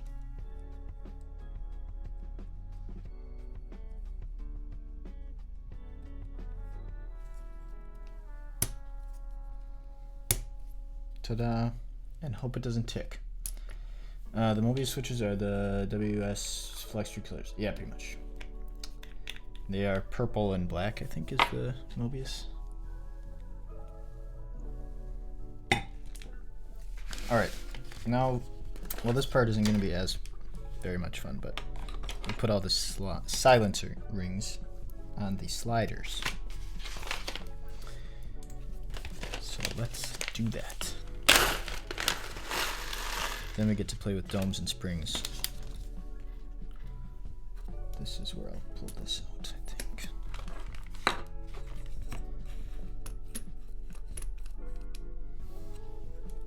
Maybe I should modify this file. Oh wait, oh, it does sit nicely. Okay. Actually, I probably should have printed 2 more of these. Whatever. Alright, so then you just slide the silencing rings onto the sliders, and then they just drop right into the housings. Like so.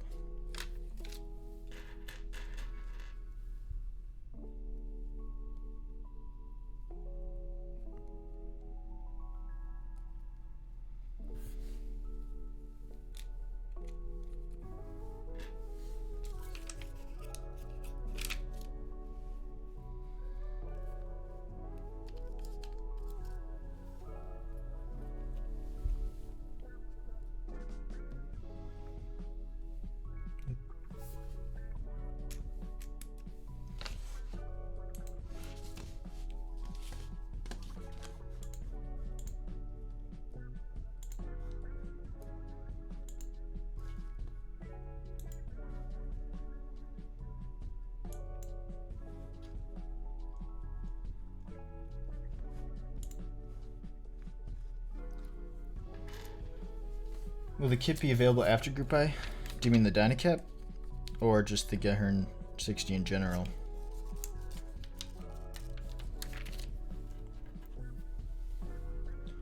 I think the DynaCap extras would just depend how they do in the Group I, pretty much. So if they sell a lot in the Group I. Normally, extras are kind of just a calculated percentage of the Group I sales, so. But I would be surprised if there was 0.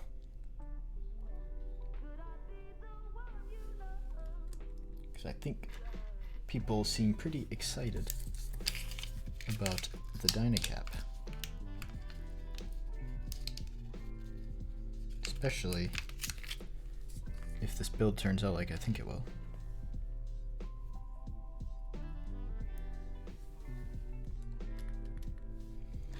They are cute DynaCap colors.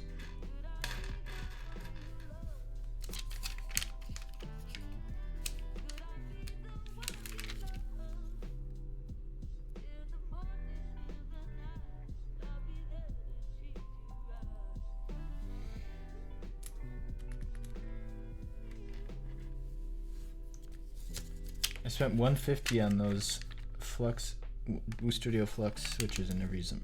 Damn. This could be your chance. $150. You could almost bought the whole Raka kit for the Gehirn. I did see those switches are expensive though.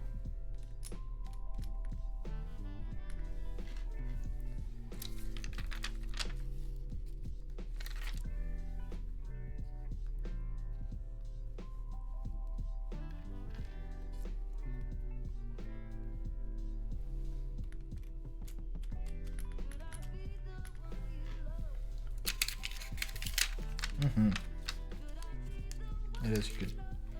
Good deal, and it's all built already. Comes with that cool RGB PCB. I should buy some pudding keycaps for it. They're pretty funny. Put pudding keycaps in a Bion board.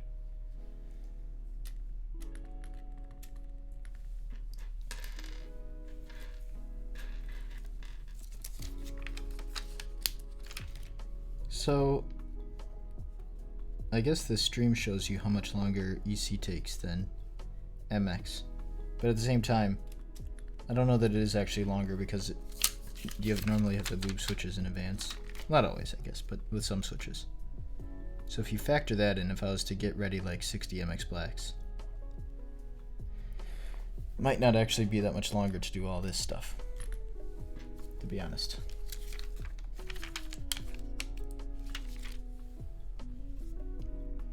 But I guess just make sure you have a few hours.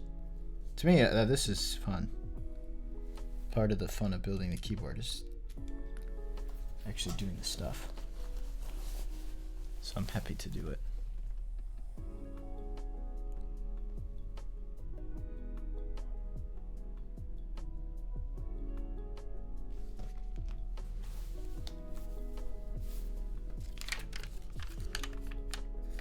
I would say about the same. Yeah, I think so.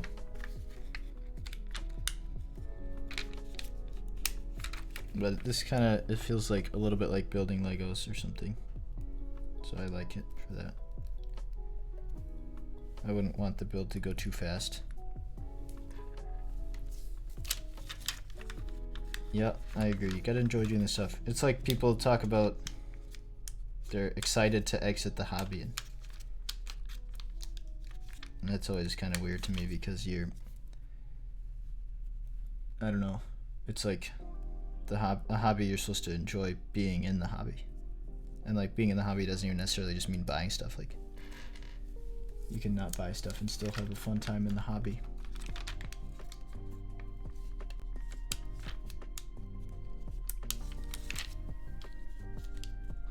A single round for this? Most likely. Most likely just one round, yeah. I mean, unless it sells really well and there's a lot of demand. But if you want one, I would recommend going for this one.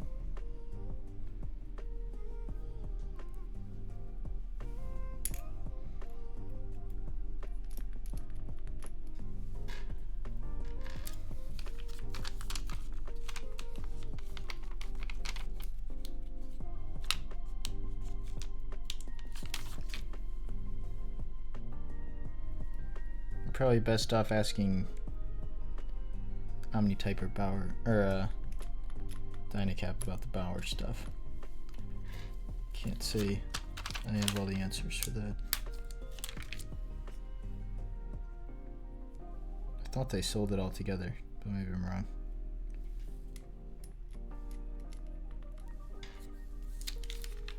Thank goodness. Thank goodness you have the answers for us.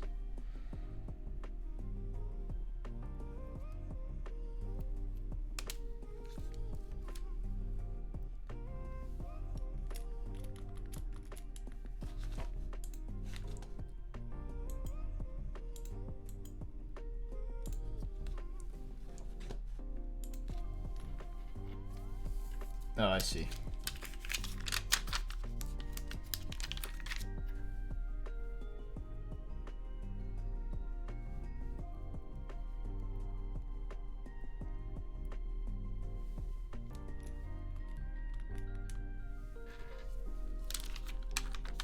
Are pink pieces homemade? Pink. Yeah, I just 3D printed them. There's like a file in Maker's World or whatever. I just 3D printed them there. Took like 40 minutes or something.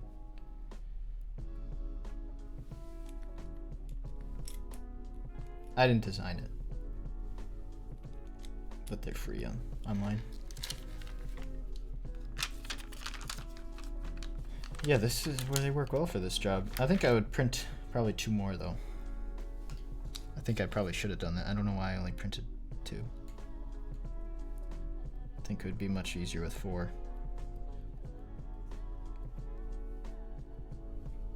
So I don't know why. That was kind of dumb. Because it kind of tips like this, which duh. So I'll probably print 2 more for next time I build a DynaCap.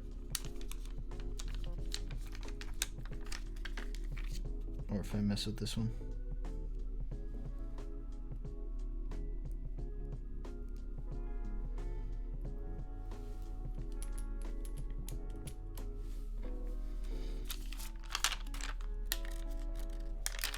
Alright, we're slowly getting there.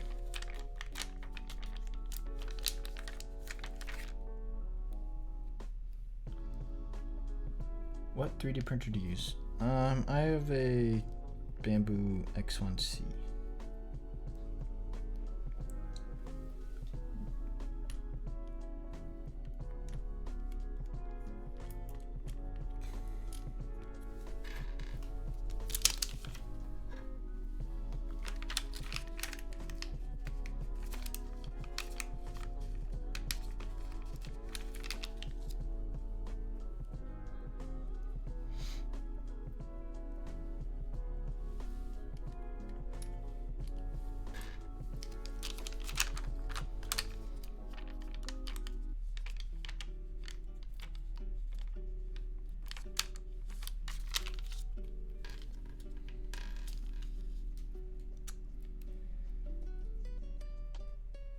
I should have saved some of the yapping for now, from the start.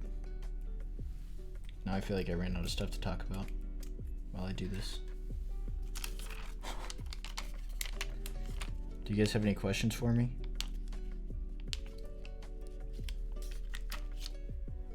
What domes am I using? There we go, that's a good question. 52 gram. Which they say 52 gram proto on the box. Mr. Clever sent me.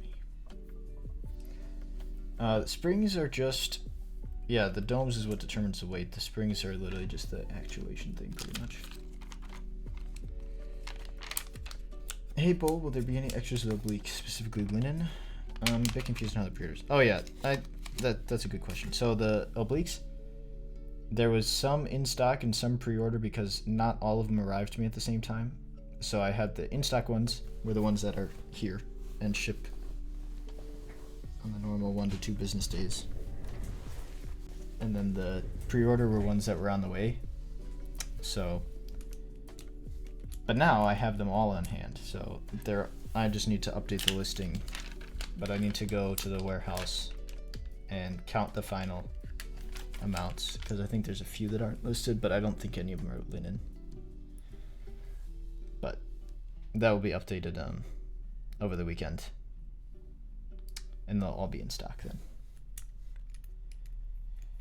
So even if you ordered a pre-order one right now, it would ship Friday. I just need to update the listing. Now is not a good time for cat treats, no. They would come and knock all this stuff over.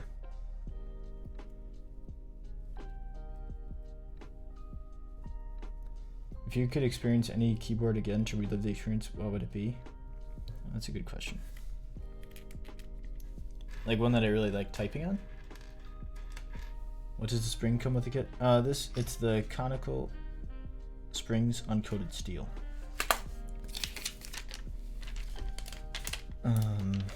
Yeah, again, what would that's interesting because like I have all the keyboards. Do you mean like ones that I've typed on a meetup maybe?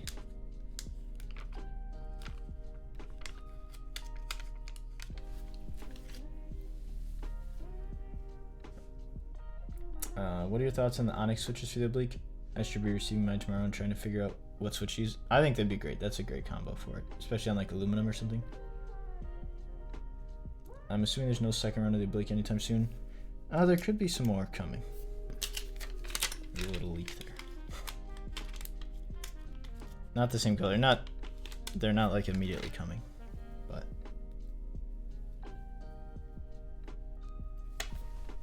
none of the same colorways.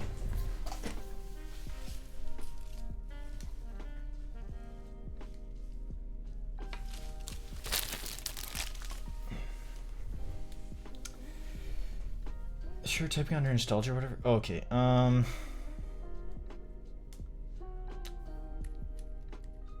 Actually, there's one. I sold a prototype of a weird mounting design I did that I would like to have back. The pre-OC62. Imagine the cat comes on. Yeah, exactly, Alquan. That would be a nightmare. An absolute nightmare. How's Motif doing? Keyboard's doing well. We're waiting on the keycaps mostly. The only other thing in production is the switches. They're in production, entering production now. Took a while to get KeyGeek on the on those, but then they'll be assembled, and I think the current estimate from GMK is Q2, so that's when they should be shipped, but the keyboards are done.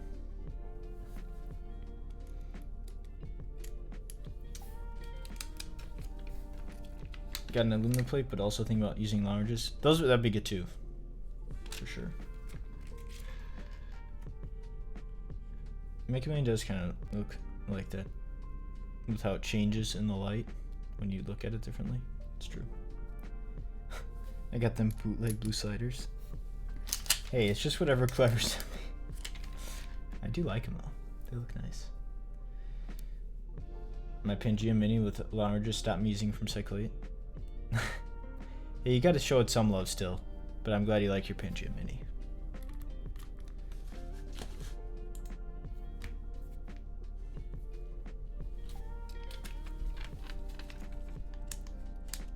You get the 52 gram domes? I did, yeah. That is what I'll be using.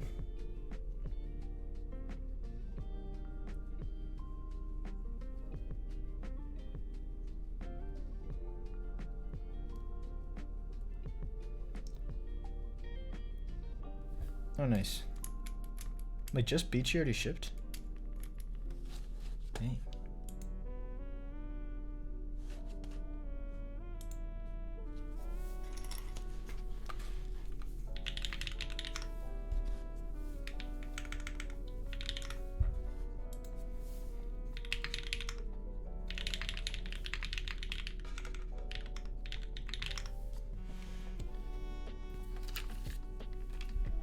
Used to be anti-60, but recently got an ARC 60 for 120. Well, that's a steal.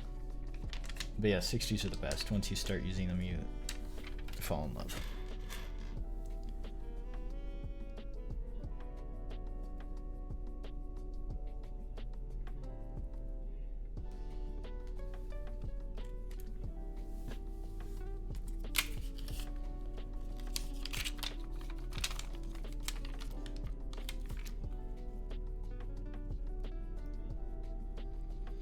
I actually don't know what color these domes are. Let's see. I don't know if they're red too. So I'm curious. I'm gonna take a peek.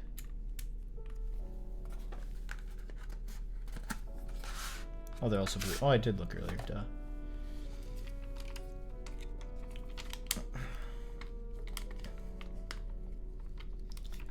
Do you have any tadpole mounted keyboards in the production pipeline? Yes, or out? Like, do you mean like tadpole, like Gehirn tadpoles, or survival style? Because Gehirn's tadpoles are not the same in that they fully isolate the plate. In that one, they'll still hit the plate, still hits the top case. So just to clarify, but the if you really like the GS, the Pangea full size, well, I guess that's already done. Well, and the Synovia is already done, but those both had it. Actually, in the Manta. But I would use it again. Nothing right now has it. Nothing like coming up right now. I just call them grommet gaskets, I guess, but oh, the Lienzo, which will be a pretty new project, will have it. Same as the GS, so if you like that, I think you'd like the Lienzo. That'll be mid this year, I think, or mid to, yeah, mid-ish. I think it's prototyping now. Also a 60. But you just missed the Synovia, which is a TKL, which had that same mounting style. There'll be extras of that. Will you offer Venom PCP for this? Yes, Venom, you can buy the Venom as an add-on.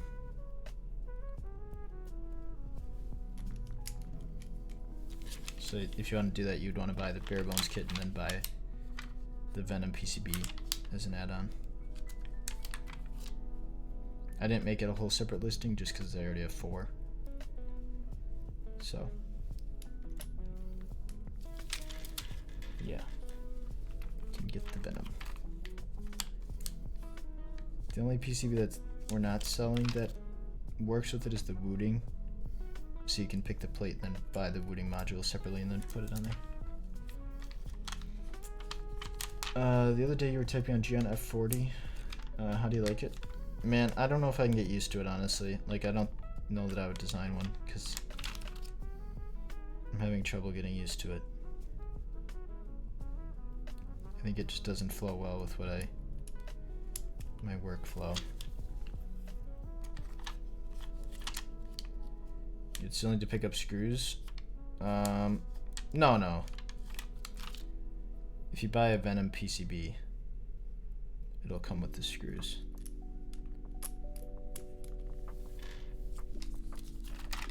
Yeah, exactly. No numeral makes it difficult.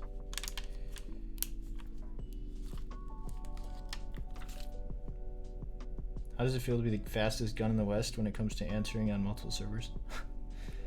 I try. I guess I just frequent the same couple Discords.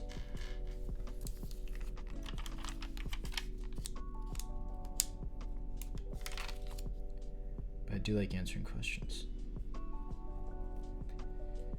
Does this just use the EC60X? I mean, pretty much. Technically it's the DynaCap 60% PCB. But it's also designed by Sipulat. I'm not sure about the exact changes or if it's really any different. But it's the DynaCap EC60. Also made by Sipulat though, so. But I'm using the EC60X for this prototype build.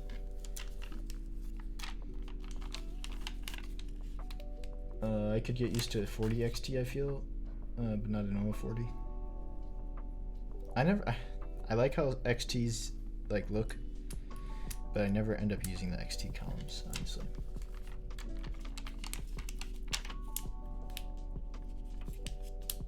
I was expecting gold 40. No, I don't know. Maybe someday. I don't know. I don't want to say never, but I'm not sure. Okay, last slider.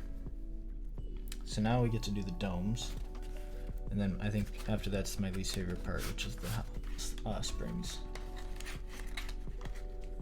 Is Cryogenesis using polycarb? It uses acrylic.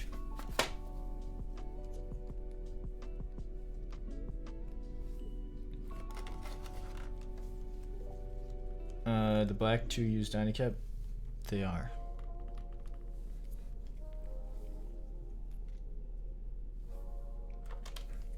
Alright, someone to get scissors. I think I have some over here.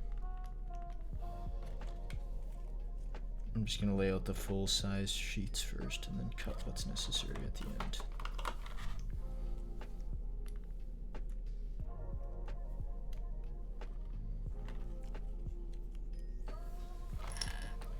Oops.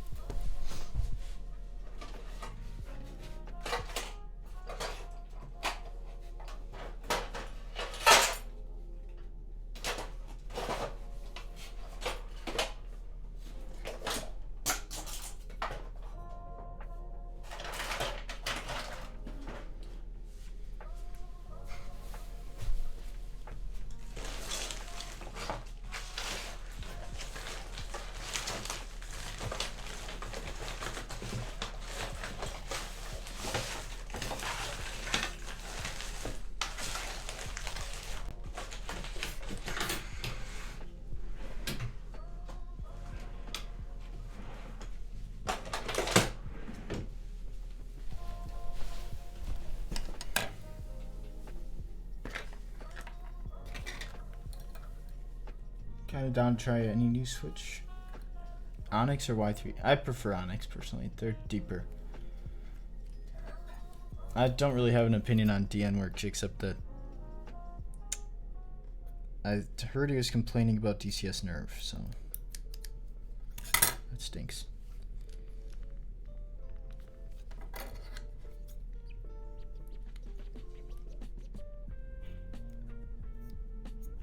I've never bought any boards from him, so I don't know. Probably not the best person to ask about this.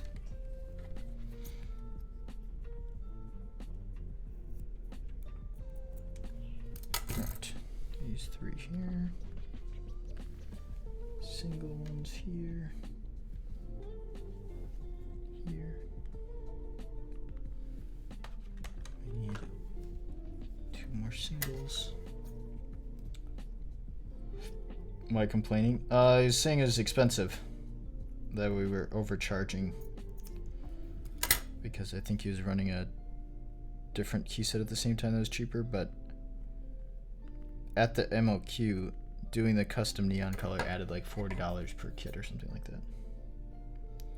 Because it's like $2,500 for a custom color. So, it was pretty unavoidable. Put this here.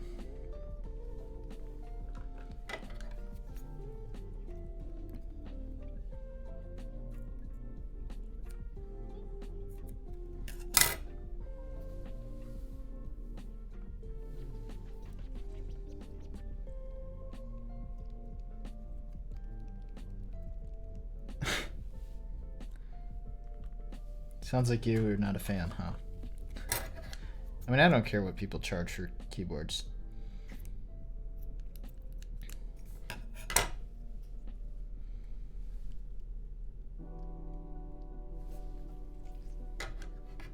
It's just a weird marketing strategy to lash out at other people also running stuff, I guess, to me. I asked this a while back, but don't recall what your intro was. Are you expecting extras for DCS Nerve? Yep, there'll be some extras. Not a ton.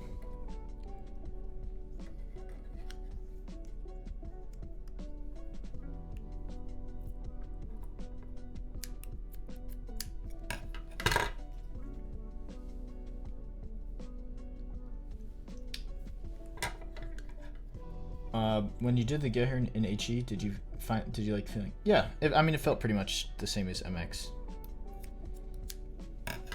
Except, honestly, the HE switches were smoother. They're just super smooth, so. But it wasn't really different feeling, I guess.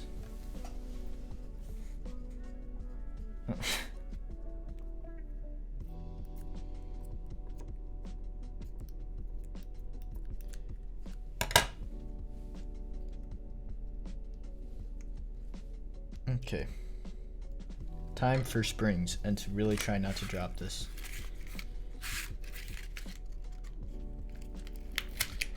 Am I supposed to oil the springs? I don't remember. Oh, I am. Okay. Let's see. Let's put some oil. Let's put them in here.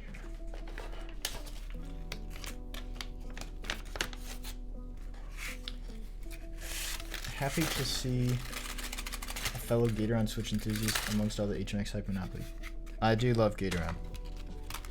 Gatoron and Cherry are my go-to.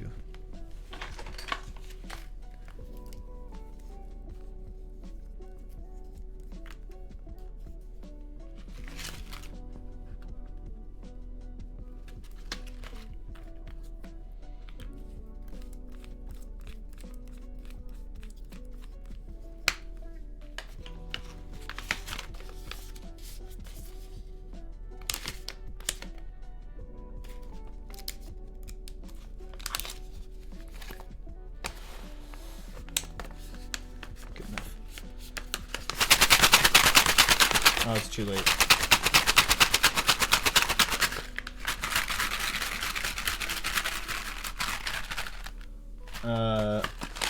What keycaps am I gonna use? I have GMK Mars Cadet, DCS, Bold Blanks.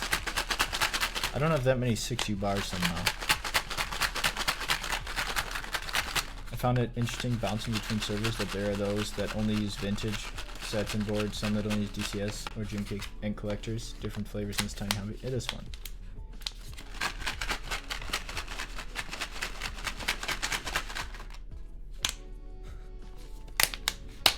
Why are you gonna be banned? Yeah, the new Key Geek's pretty nice. Yeah, sadly the intros are one time. As Manu said. Where's my tweezers? They're there. What colors do I have on end? I have pastel and blue and cryogenesis. So I'll show them again at the end here. Oh, these, I remember this being such a pain with the last DynaCap. I know there's not really a way to get around it, but man, it's a pain in the butt. Is there a fast way to get these undone?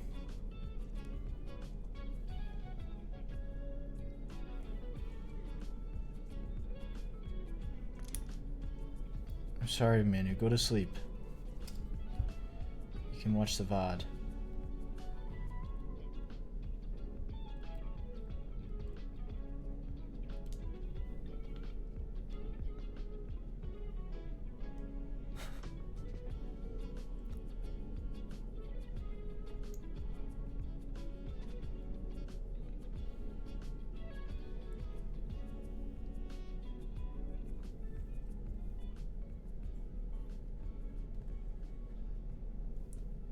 Oh, I see. Oh, you're taking it. I see. I'll probably do both DynaCap, or I'll probably do both DCS and GMK. Dude.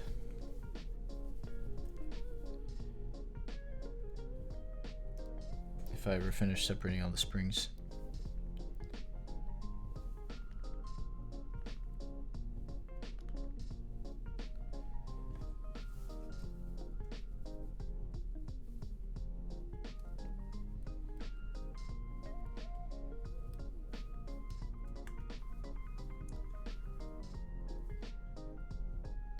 What mounts really suit an EC sound profile? I guess it depends if you're using like silence or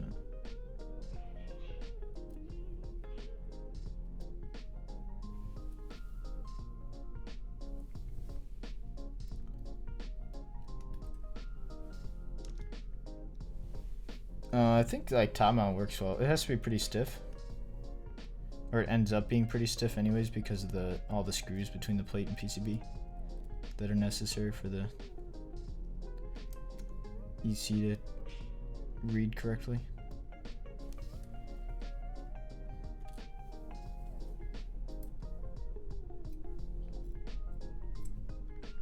So otherwise I don't really have enough experience with it to like I haven't tried a lot of different mounting styles with it, you know.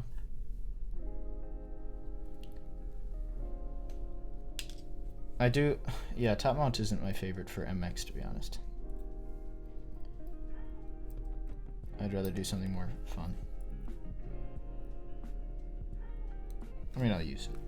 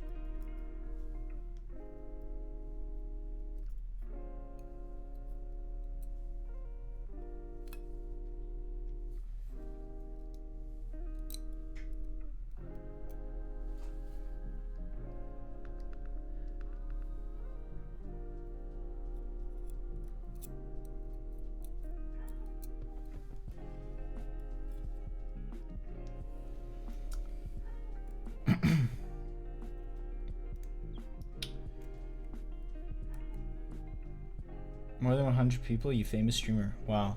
Thank you guys for being here. Am I famous? Does this mean I'm famous now? I'm so sorry, I just realized I was like staring at these springs for a long time and not reading the chat.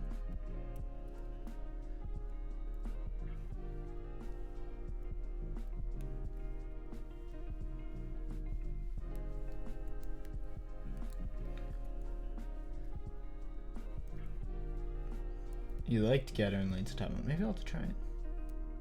Too stiff or sound wise? I think sound. I don't mind the stiff feeling of top mount, but the sound wise is what I don't love.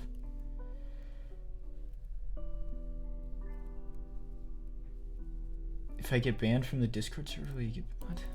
I don't know what's going on in the Discord server, but as long as you're respectful,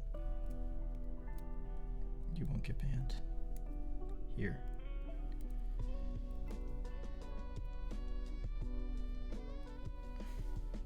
But no, it doesn't like auto ban you from both.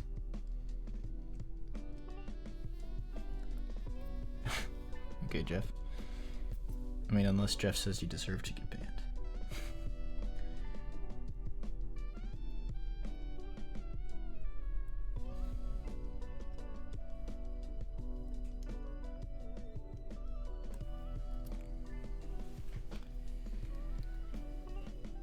I'm now a Keyfluencer. Feels good. Feels good to be a Keyfluencer.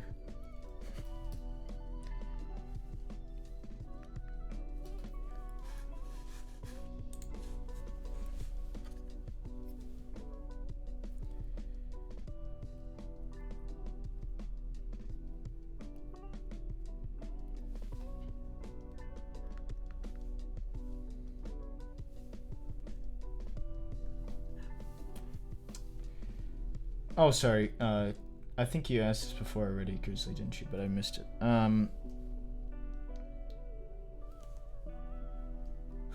average, how many protos do you commission on a board before finalizing it? Honestly, 1 or 2. Usually what I do is I'll get 1 rapid prototype. So like the Deacon here it's a rapid prototype, which basically means it's cheap, fast, and bad quality. And then use that as like a test fit, and then make any small adjustments that need to be made, and then make the high quality production quality prototypes to use for content. So yeah, I guess it would be like 2, but normally I spend a lot of time doing the designing so that I don't need to spend time and money prototyping, because prototyping is expensive and takes a long time to wait. So I try to be efficient and do a lot of double and triple and quadruple checking on CAD before doing an actual prototype. So yeah, I'd say 1 to 2 typically for me. Nowadays. When I started it was more because I didn't know what I was doing. And that's totally fine. But as you get better, you don't need as many prototypes. Like, I don't think needing a lot of prototypes is really a good thing. I think it's usually a bad thing because it means you didn't do something right the first time. So I try to keep it down. How many final modes do I have? 2.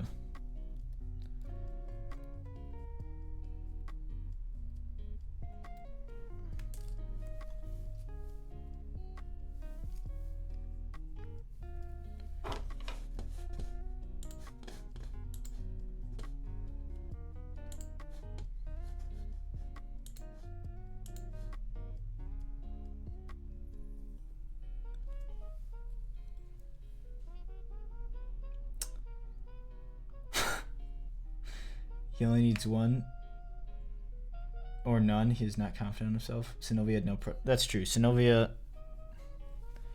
That's true.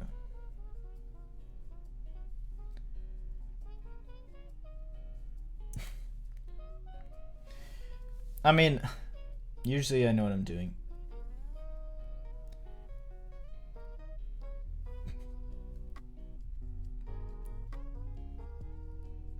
Your first board should be 15 prototypes and you should sell it at cost. Yeah, if you don't lose $20,000 on your first keyboard run, you're doing it wrong. Boomerang had like 8, Liminar said. I think he was making pretty small adjustments between iterations, right?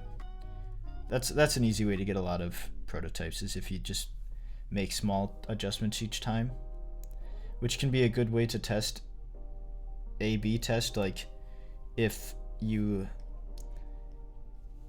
you want to see what one specific feature does, you know what I mean? Like if you make a big weight in one prototype, like if you change too many things in a prototype, you don't know what actually fixes the problem you're having. So if you want to do it that way, then having more prototypes is definitely better. And I remember he changed the mounting style a few times to try and dial it in, so I think that leads to getting a lot of prototypes. Plus, like, it's a new layout and all that stuff, so I think that gets an excuse for having more prototypes. But like for me, like if I need like 6 prototypes for the Synovia, I'd be pretty disappointed in myself. Because just it's a TKL. I've designed a lot of TKLs. Other people have designed a lot of TKLs. I didn't mean to. I wasn't trying to shit on anybody for needing a lot of prototypes. Oops.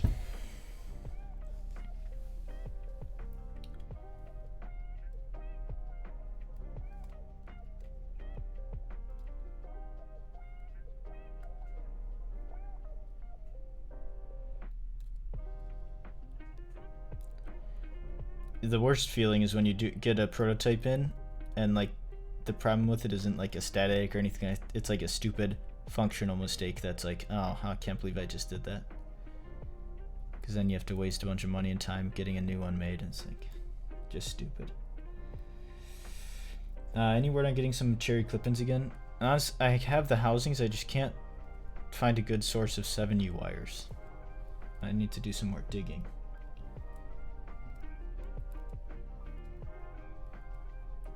Are you allowed to say how much you've invested into your brand to get to where you are now?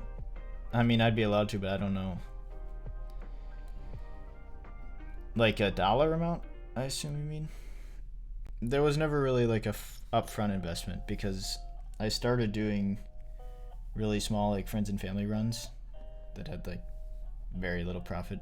Like maybe they would cover my unit or like my unit and the prototypes or something like that. Like, but it's not like I came in and invested like 50K and was like, all right, I'm doing this, you know?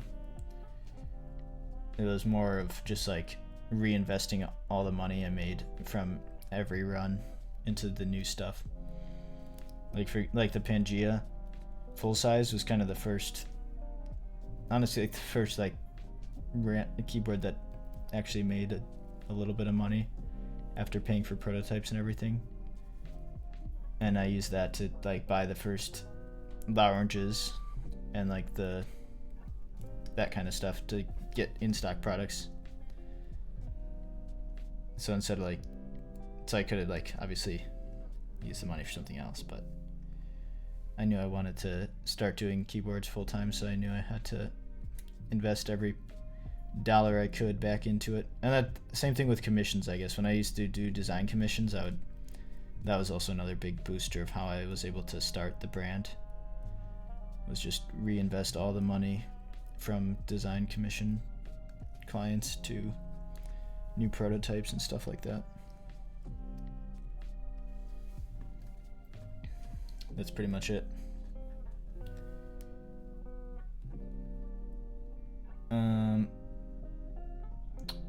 Best moves to make no prototypes and make no keyboard. Yeah. Definitely the easiest way to do it. Has it ever been the case where you like to prototype more than the final product? Not your own boards. I haven't really tried many other prototypes. I mean, I guess there's been times where like people change the mounting or something like that where I was like, oh, I actually like the original. But no, I wouldn't say so. Or nothing comes to mind, I guess.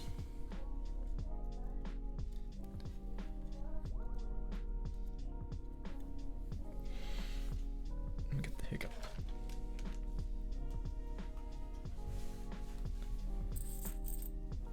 What made you want a vendor?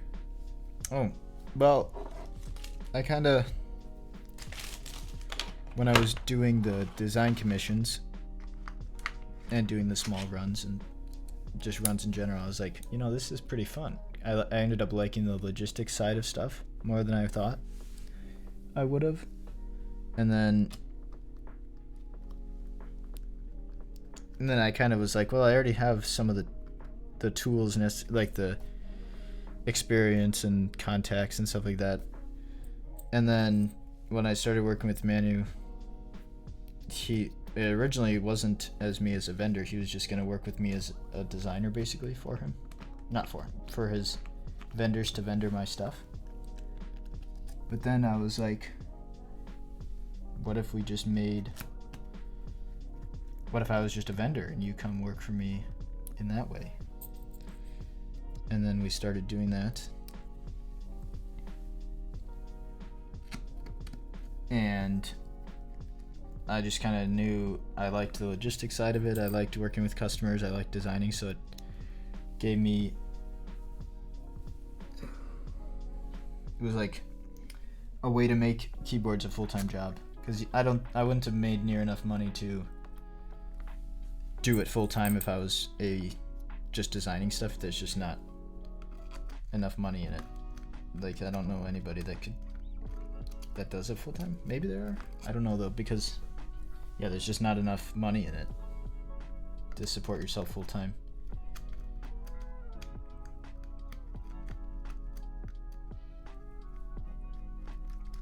So that's why I was like, well, it seemed like becoming a vendor was the only option to make it full time, and I already liked most of the added work, so I was like, okay, let's try it. And then with Manu's help, I was able to do it. I wouldn't be able to do it alone though, for sure. I'd need Manu's help.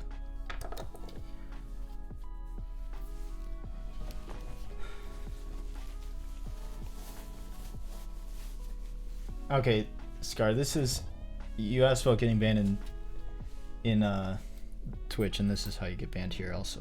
So just leave it alone, man. I'm glad you convinced me. I'm glad I convinced you too. Does the post office say hi, Bull, when you walk in? They say, actually no. When I went there today, they're like, how many today? That was the first thing they said.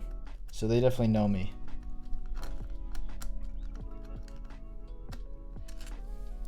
How many today?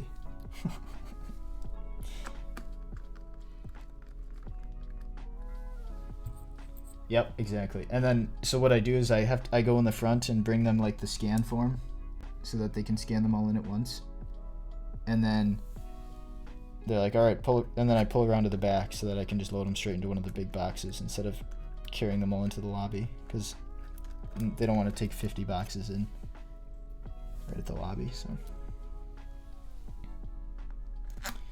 yeah, that's what becoming a vendor is.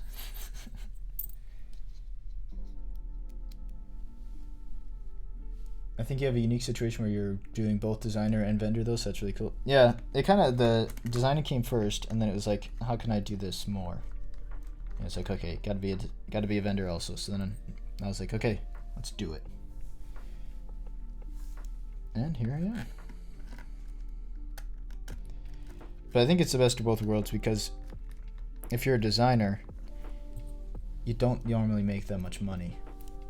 Like, there's not enough profit for everybody. Like, for context, like, this is, I guess, being pretty transparent, but the royalties I make from group buys from other vendors is not very much. Would not pay the bills. Definitely, it barely covers prototypes typically.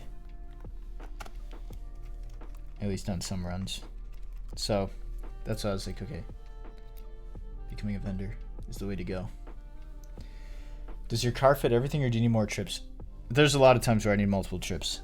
On a typical day, it's all easily fits in one trip.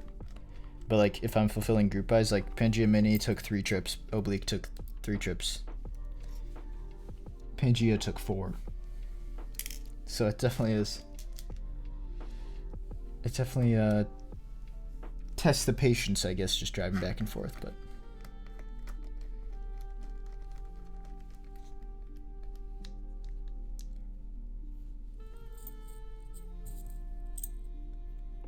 do you have as many issues with USPS on your end as I seem to on my end? I can't stand UPS, but USPS is the worst.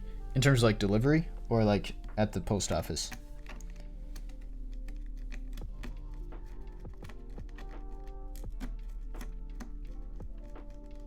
Where do you see the future of keyboard design going? Designs need to evolve. In what areas do you see this happening? I think like this kind of stuff where we integrate more EC and HE into more designs, I think is kind of where it goes.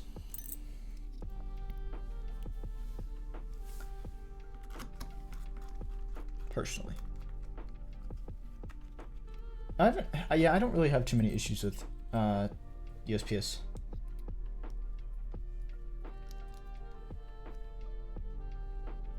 It's time for a minivan upgrade. Right now I have a Civic, so anything would be an upgrade in the area.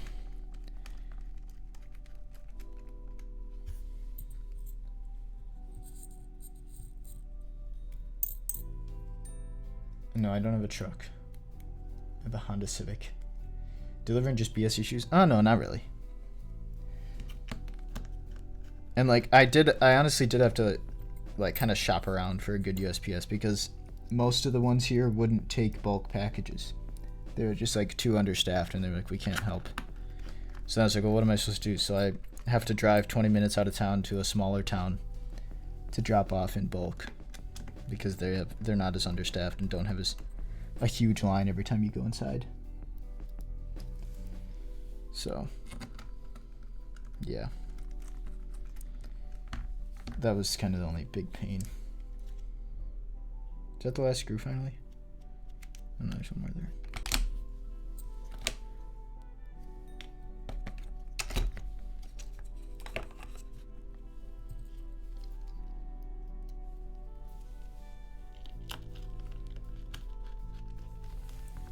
Isn't USPS literally government? No, it's not.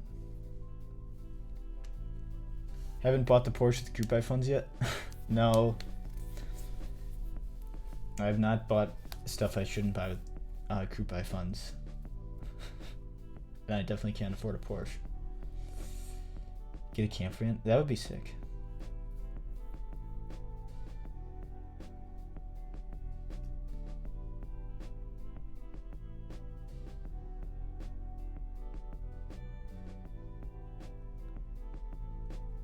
I mean, it is true. USPS is like subsidized. Like it's not profitable, but like it's also not supposed to be. It just doesn't really break even. And that's the point. Like that's where like the whole point of government funded stuff is, or government subsidies, is that essential services are funded regardless without needing to like overcharge.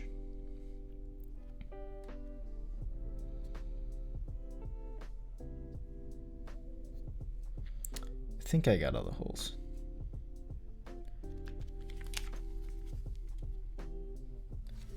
Oh, nope, that one. One there. I work next to a USPS office and they hate us. Why do they hate you?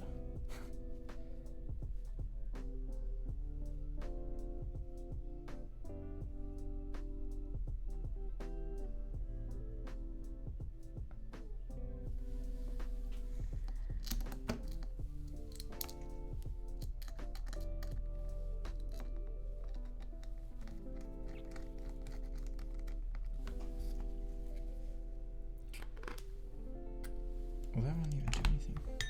Let's see. That hole might be bigger than the screw head. Yeah, it is.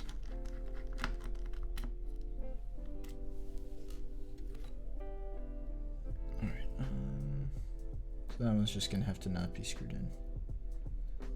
This, I don't think, or this is because it's a prototype. Or not the actual DynaCap PCB, this is the EC60X. But there it is, it's all built.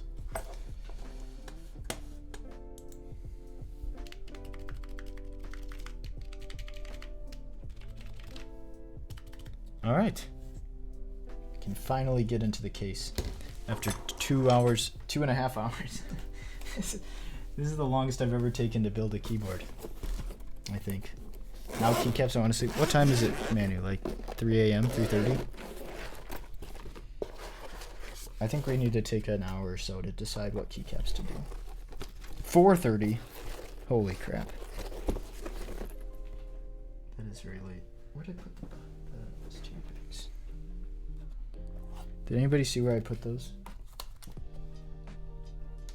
Oh, it's up here. Here it is.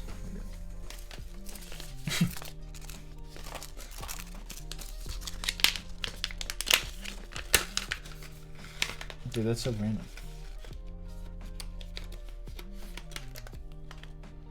Is Pastel top true HHKB? The one I have is wing keyless. So I can't pop this build into there.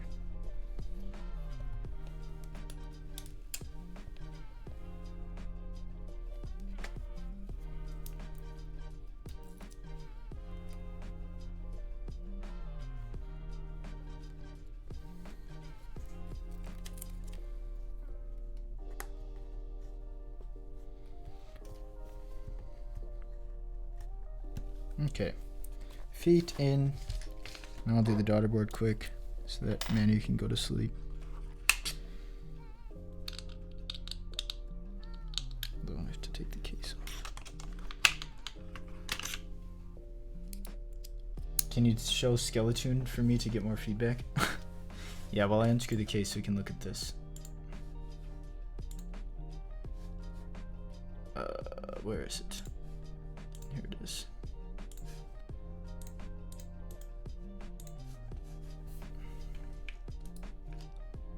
Bro, the resolution's so bad, but there it is.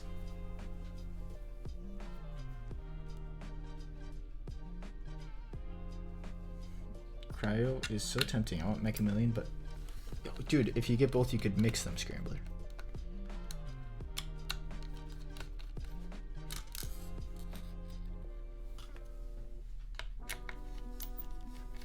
Check DM. Okay, 1 second menu. Okay, guys, what do you want feedback on, Manu? Manu wants feedback, but I don't know on what. Okay. There. It doesn't. It's just as bad. It's even worse. What the heck?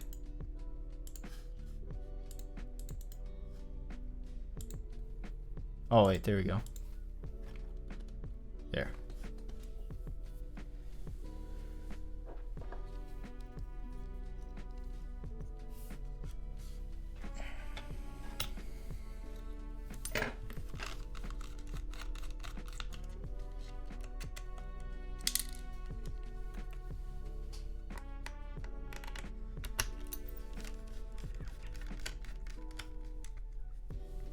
One U Alt GR for the.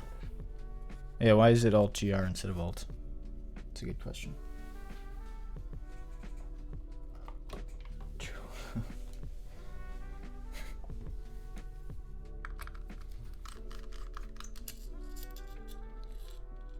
I like this hardware here. Torque's spirally looking. It's nice. It's nice, nice, nice.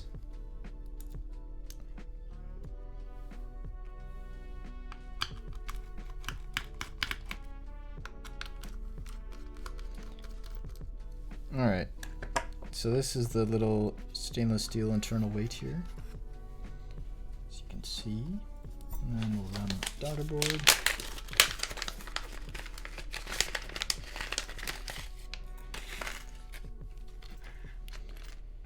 Plug this guy in.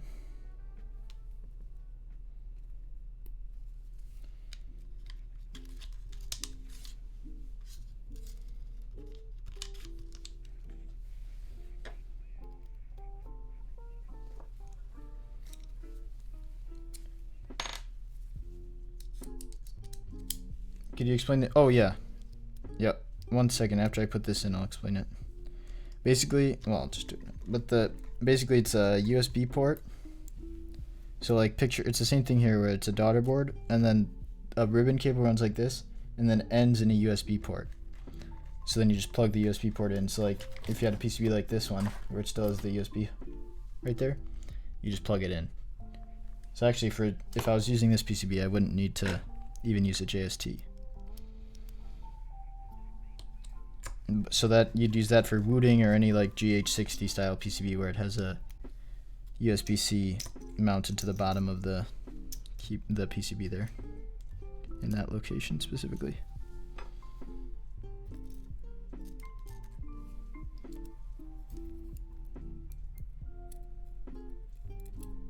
Oh, bro, I'm stupid. Yeah, it's all Manu's fault. No, but okay. So basically, it has a daughterboard here, and then it has a ribbon cable that goes like this, and then up and ends in a USB-C port, and then so then you just plug the USB-C port in to like that. So like, and then it just sits like this, and then it runs. So there you go. Then you can use any PCB with a port there in the case. Professional streamer, yeah, you can tell. Very professional. put a little extra of this back here.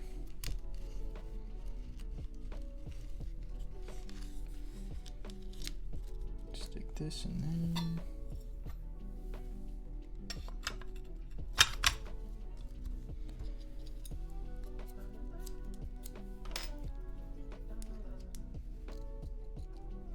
Really helped, and I'm glad to hear it.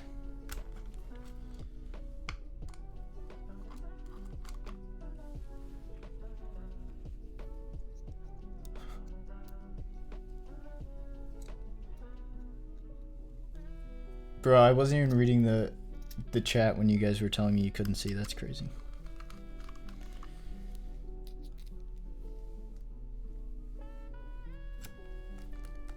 What's the front height? 17. Dude, I'm excited to finally get this built and see it. Alright, now we gotta put the plate in here. Hopefully this fits. Just kidding, it will. Alright, we need the top mount screws.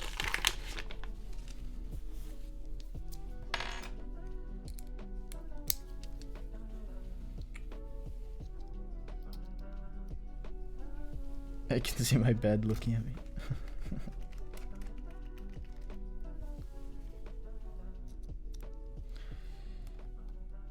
Bro, stay up. It's almost ready.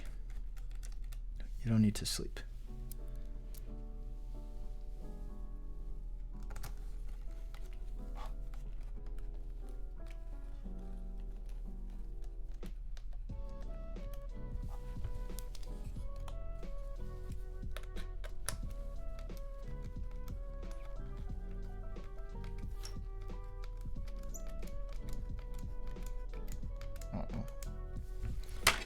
Might have just crossed through that.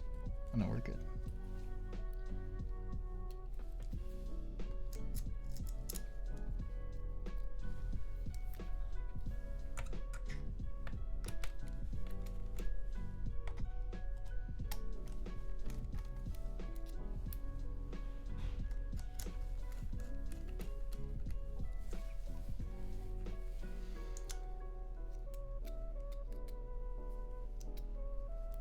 Any keyboard goals for 2026? Make more cool keyboards. That's pretty much it.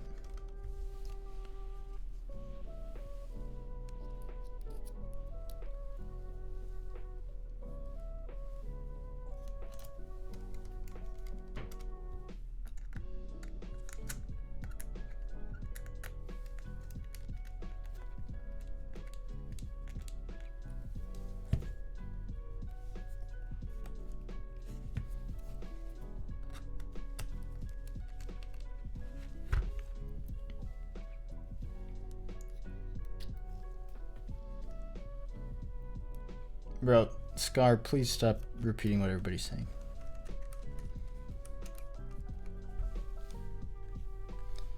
One more.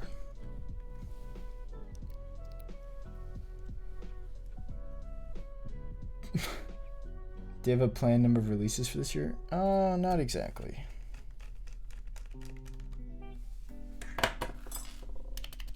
All right.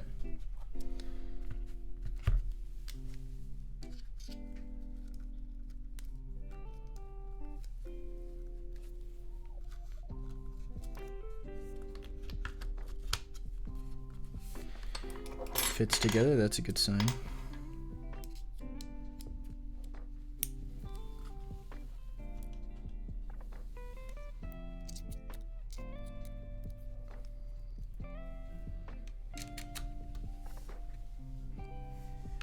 Oh wait, I forgot. I might have to take those out. I forgot to make a cutout in the plate over here for this case screw. Oh, I do. Sorry, Manu, you have to stay up a little longer. I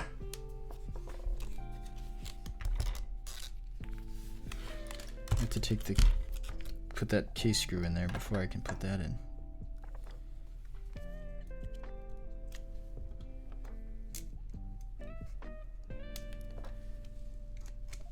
Because I messed up.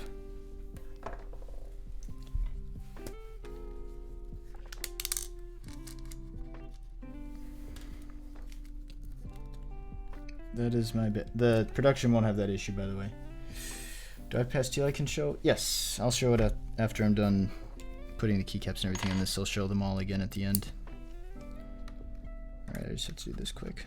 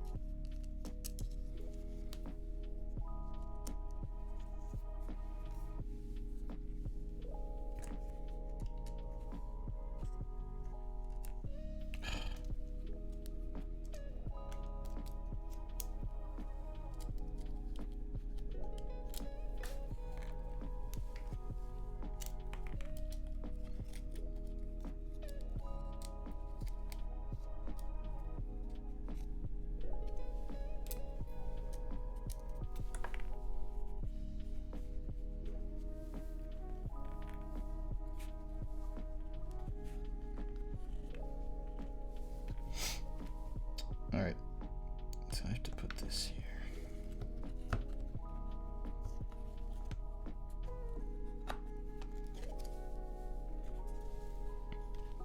If I put this like this,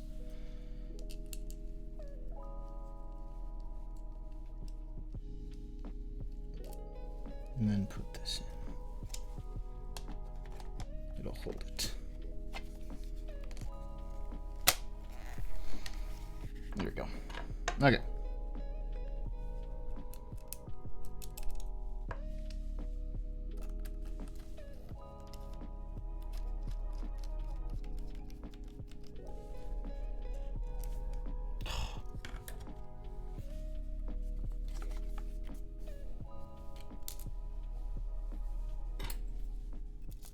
Guys, this will not be a problem for the group buy. I just messed up for the prototype, that's all. But it's still buildable. Just a bit more annoying.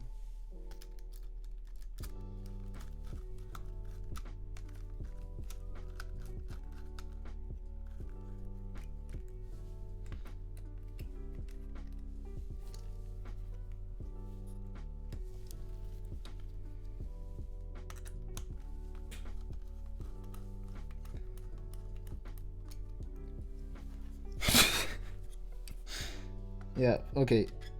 Please chill a little bit.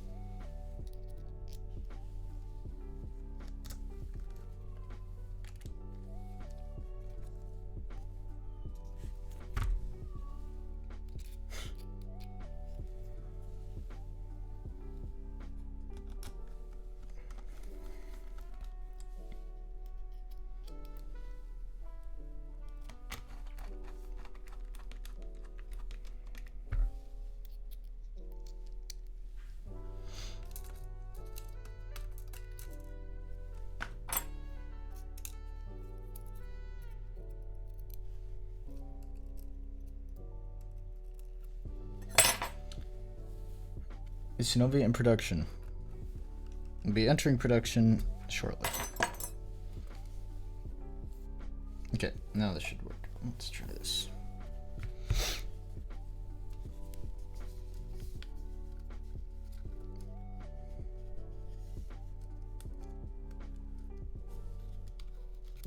I'm gonna pull some of the slack, put it up here. There we go. Okay. Now I can put the case screws in.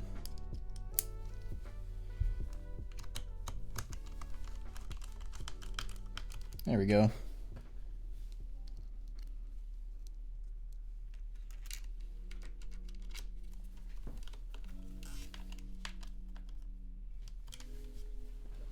And with this being acrylic, I'm not gonna go crazy tightening the screws in.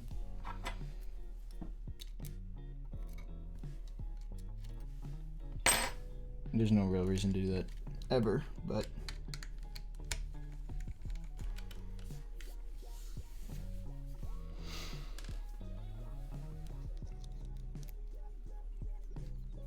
oh yeah, the plate was just I forgot to make a cutout when I was designing the plate, so that's my bad.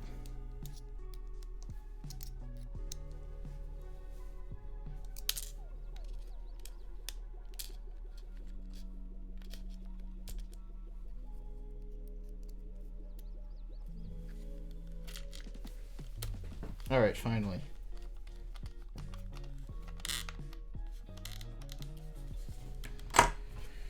Looks good. Just gonna put this.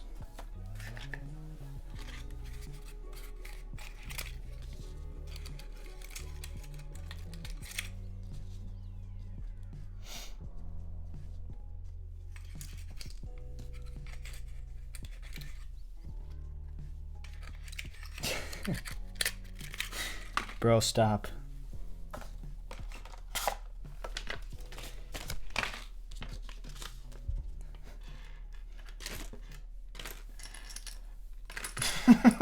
No, stop.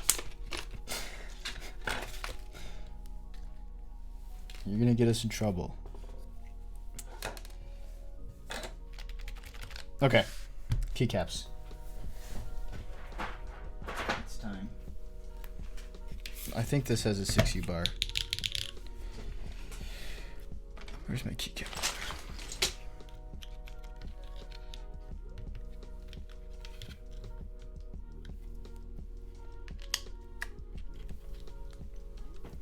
MTNU, please. I don't know that I have any MTNU with 6U bar, so we'll try GMK first. Or CYL, I guess.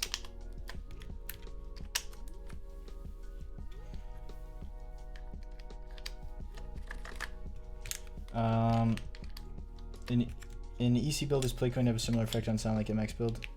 I don't think so. You can't really use soft plates with EC. So this will be only available as stainless steel. Because you have to be able to tap the plate. You have to be able to thread into the plate. So only metals can do that.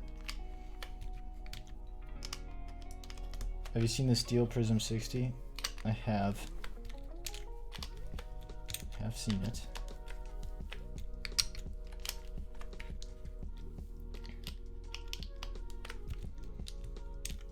Yeah, this is the Mantor. Thoughts? I'm definitely not gonna buy it. At that price, it's barely above cost, if at all. And if something goes wrong, if the runner doesn't have the funds to fix it, you're just kind of SOL. I mean, I don't know the vending and stuff. That's just my thoughts. I'm gonna skip it. I mean, feel free to go in on it. Seems like a good price if you get the product, but I just don't know how the quality will be and that kind of stuff. It's not worth it for me to buy.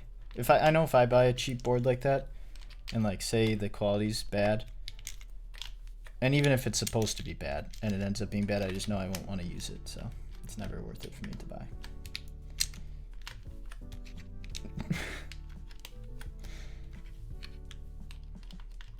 Is this top mount? Yeah, this is only top mount. Good evening, Bollingsworth. That's crazy. That's a new one. Bollingshire? Bollington? Damn. Also, this looks great on here, by the way. At least I think so. It took me a while to really dial in what I know I won't use. Yeah, I agree. But like for me, I know like if I look at it and the quality looks bad, I'm never gonna want to touch it. Which maybe the quality would be great. I'll have to see if they show prototypes and stuff, but That's my only take on that.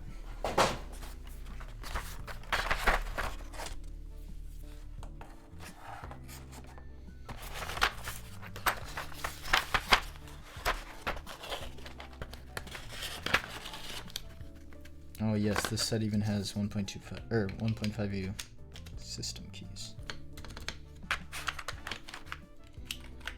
Perfect. We can get the true EC HHKB experience.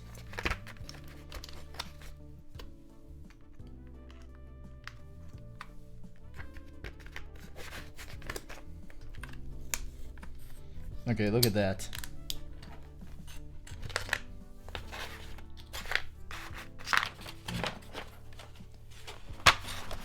Duke both on. It's crazy. Just curious, I assume for more support for EC and stuff, but why not added O-ring support? Then it wouldn't fit with the wooding.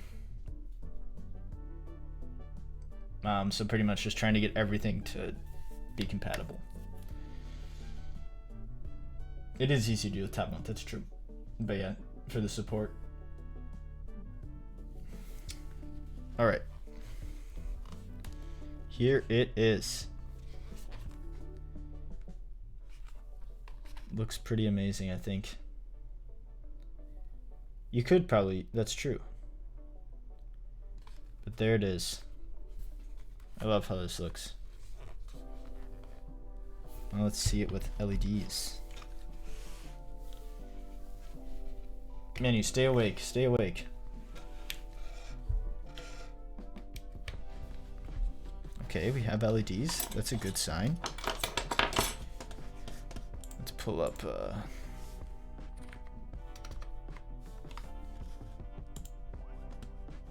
think I have to calibrate the PCB here. Show that to make this smaller. So, EC tools, calibration.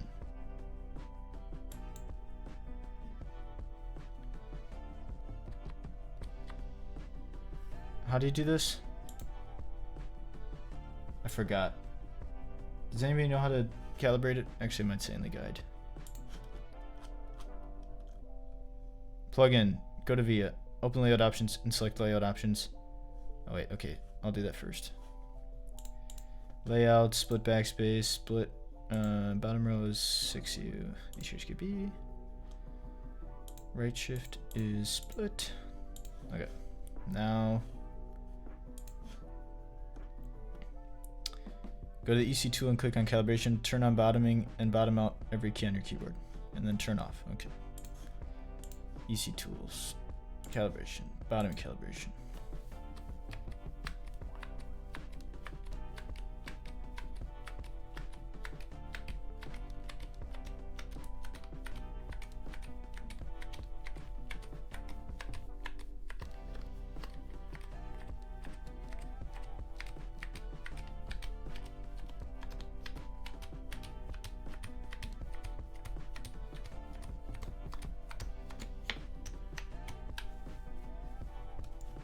Turn that off.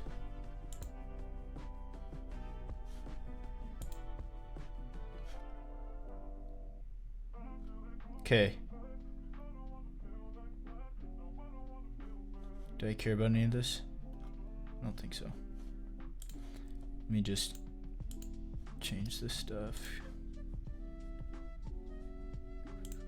Control Alt Win. Fine. Backspace. This.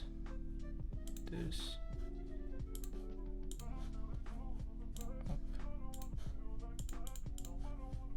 Okay. Let's key tester.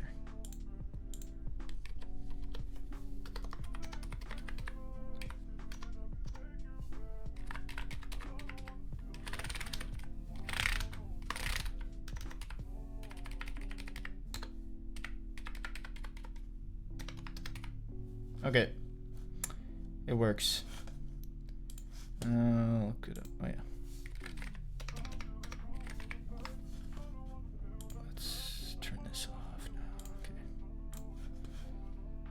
Okay. Actually, let me make this.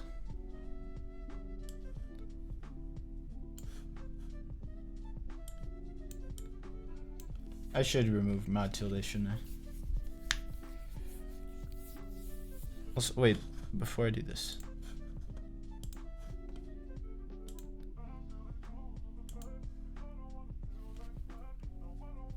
Oh, the weights blocks and the LEDs, I guess. Let's make it like orange though.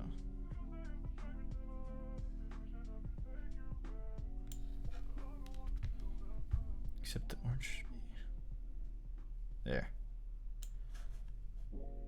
Okay.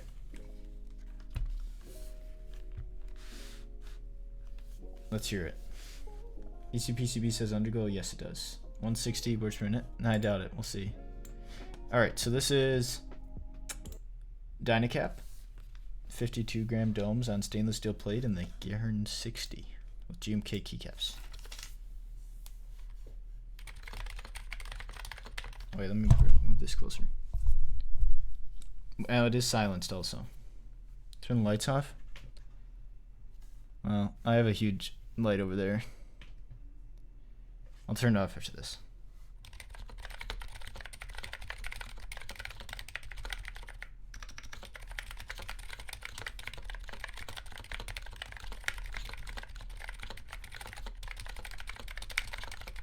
Uh-oh.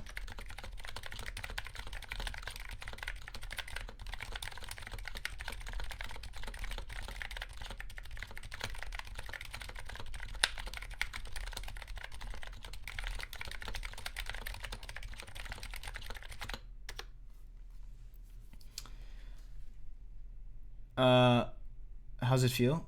It feels really good. I like this weight, or this dome weight is really good. I like it better than the lights. I didn't like the lights.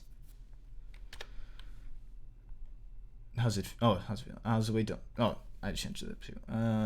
Yeah, it sounds pretty good. I did good lubing the stuff actually. Good night, Manny. Sleep nice. What weight are these? These are 52G. Okay, let's do some more sound tests though.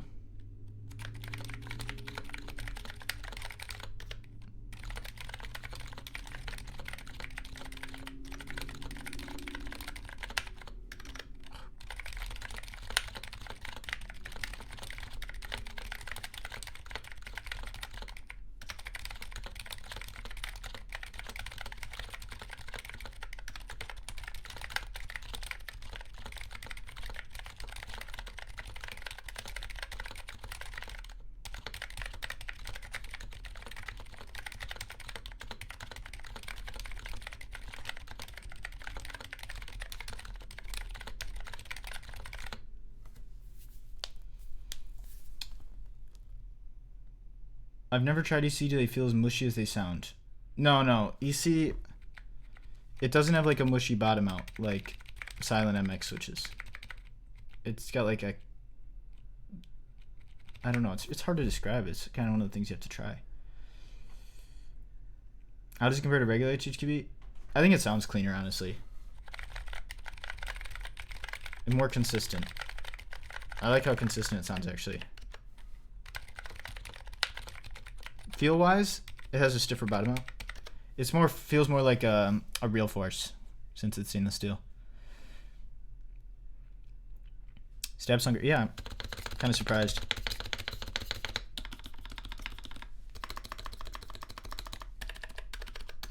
I mean, yeah, it's thuddy, it's EC. All right, let's do one more sound test and then maybe I'll switch to DCS.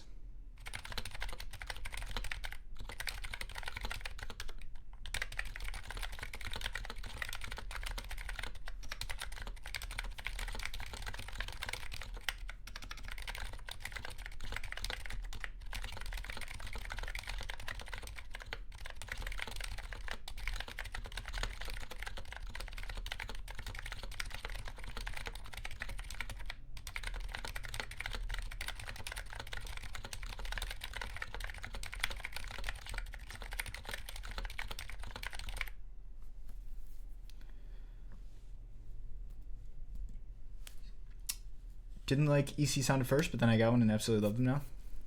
Do I have CRP? I do have CRP, but no 6U bar. How would DynaCap sound in an alu case? I'll be sending a DynaCap kit to a content creator with an aluminum case, so you will get to hear that. It won't be huge though, since it's silenced. But I will be, a content creator will be covering it. But this sounds really good actually. Well, I don't know. I wouldn't say I love the sound. Like, I'm not gonna use this sound over a MX, but it sounds better than I thought. I thought it would be like, I don't know. It like sounds crisper and feels crisper than I expected, in a good way.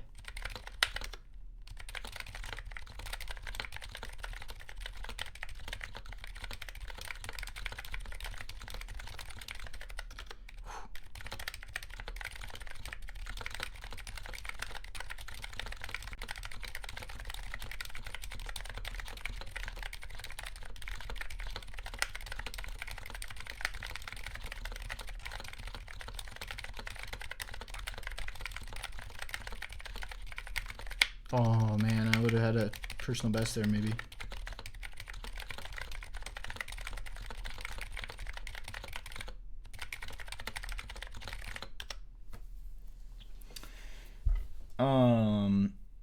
It sounds right up there with the Blue Ridge. Yeah, they're both plastic cases, that's true.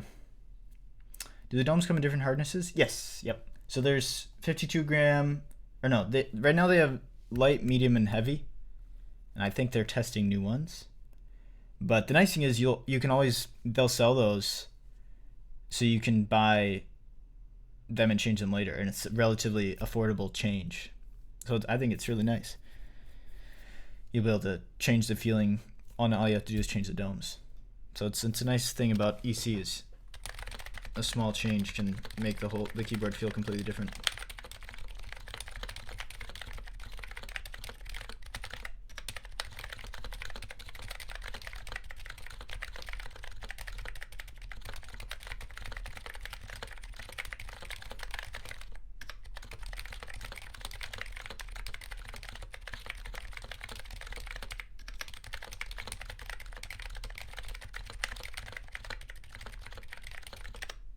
Are those medium? I think they're close. They're 52G, it says. Alright, let's turn all the lights off here.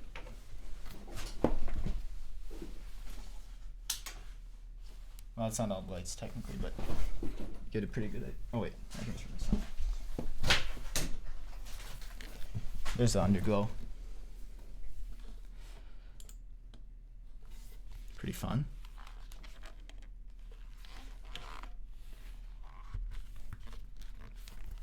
Definitely see the underglow more, and it looks much more better diffused when you have the lights off. Ooh, look at my face. Come on, camera, adjust. There we go. Intimate. Medium is 45, these are 52. Yeah, I think this is like in between. Holy bowl, yeah. Alright, do you guys want to hear... I know the stream's already been 3 hours long, but do you guys want to hear DCS on it? Because I kind of do. Also, I want to check if DCS Nerve has 6U. I don't remember.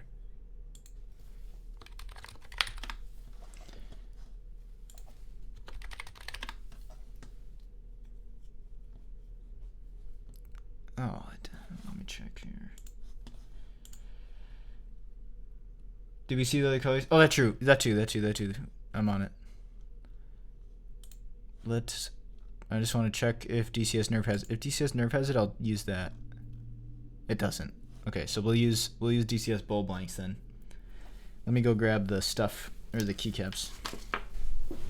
But first, here's Pastel, which I'll leave these on the desk while I go so you can consider. Pastel. And lastly, this one's Anomaly.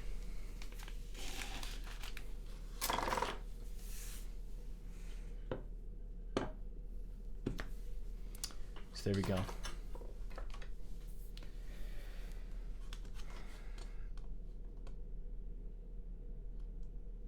Good night, Toya. Yeah, the coffee was worth making.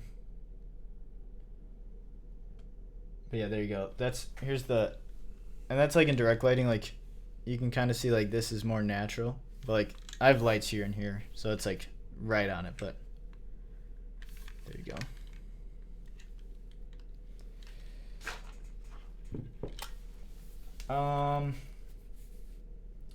Any chance for DC? Wait, is this the same colors? Wait a minute. Where is my DCS now? It's over here.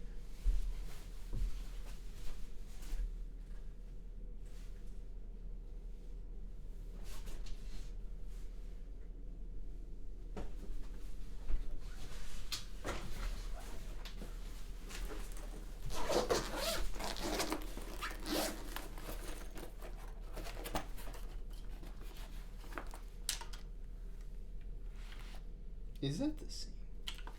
Wait. Am I crazy? No, it's not. It's not. Is it? Is this the same color? Wait. No, it's not. It's not.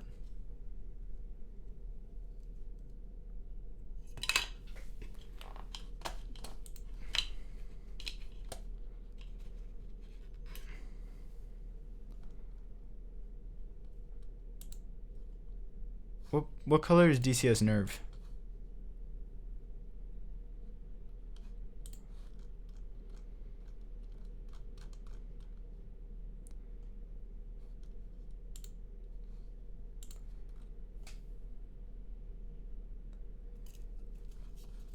What color are the alphas though? Gum is the mods, isn't it? Or is gum the... Yeah, okay, no, that's not...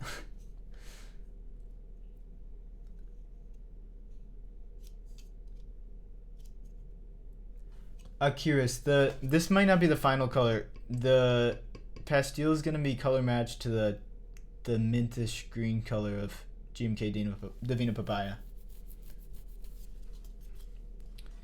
Okay, where is the... I can't tell if this is the same color. I don't think it is. Let's use DCS Bowl Blanks.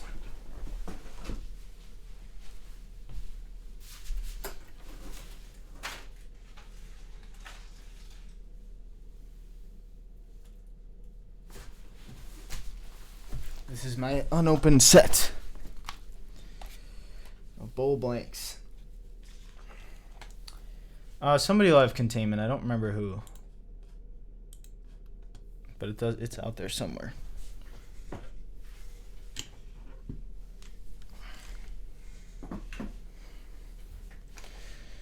All right. What else?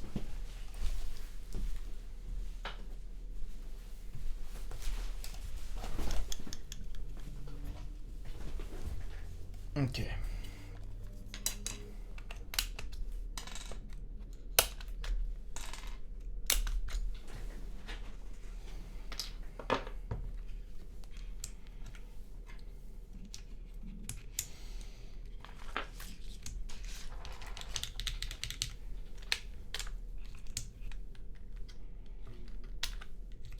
Oops, I put some of the keycaps back.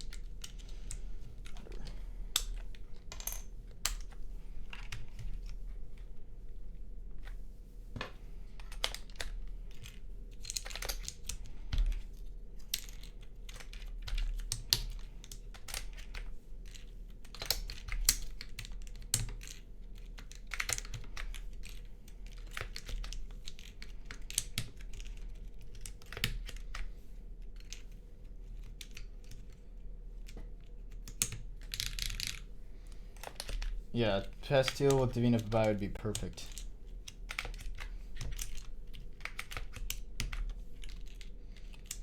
Mugen built Anomaly, didn't he? The blue. This is the Gatoron 3-in-1 tool. So it's got a switch opener, keycap puller, and switch puller.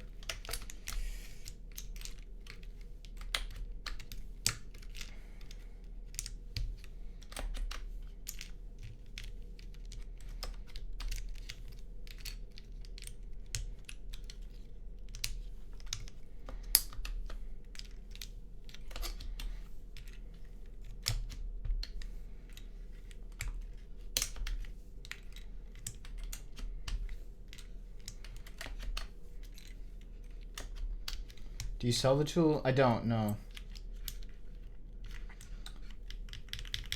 Finding it very hard to pass this one up, contemplating DynaCap, but with the gambling age option, but want to see more photos of it and can't find them anywhere. They're still out on the way to content creators. We'll have more pictures uploaded. But that's the one that ranges. The one on the landing page has pictures of an example of of Pangea mini samples. So you can see kind of how some example finishes would look. But Manu and Gian have streamed the Gambling Ages, Gehirn60, and Alex Sotos will be streaming it on Sunday. Oh, thanks for the follow.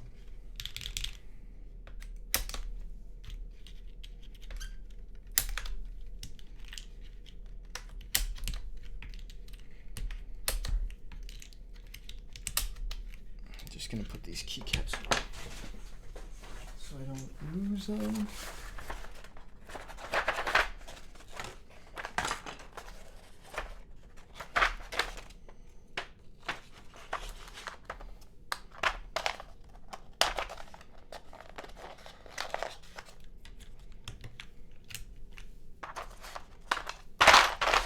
Uh-oh.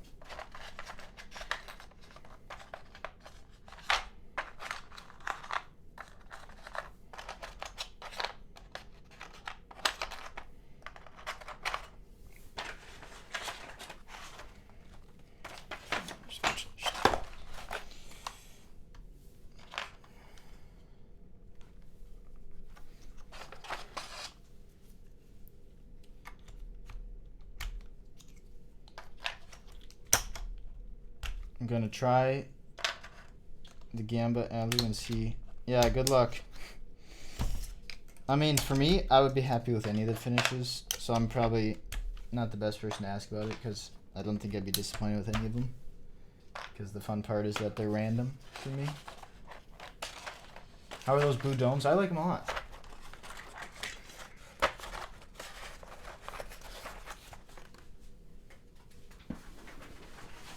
Manu's Gamble is also not coated.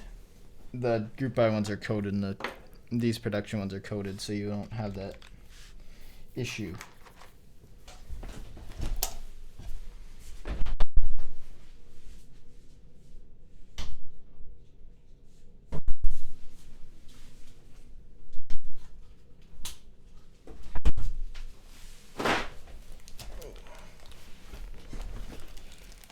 Gion's stream is on YouTube. Manu's might still be uploading.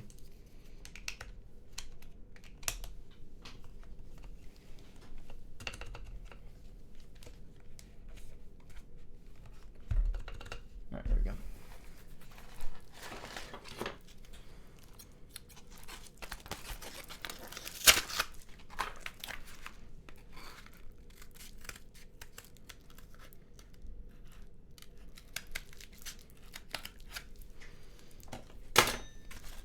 How are the GMK Divina Papaya? Well, we don't have updates like since a few weeks ago, so I don't know exactly. It's selling okay. Not as well as the CYL for sure. So ideally it'll pick up a bit at the end here so we can get it made.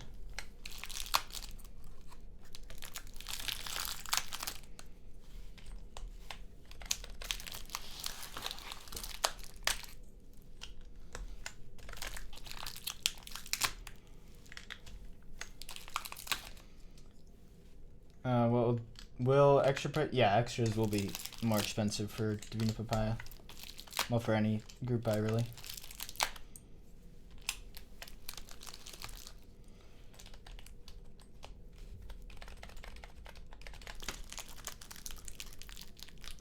Do you know the MOQ for a Keycap group buy? It totally depends on the manufacturer.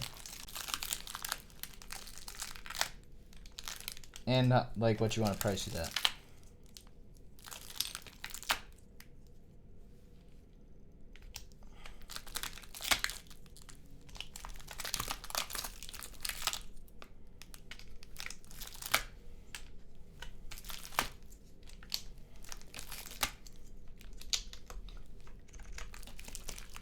Will you be offering the DynaCap kit as part of the EC kit? The EC kit is the DynaCap kit. Yep.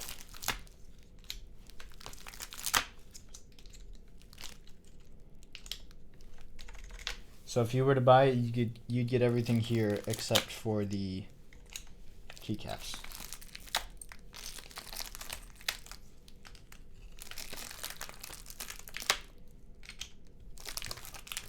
I don't know why I just skipped that. I should have put this one there. Kind of bugging myself that I didn't. Which also, let's see.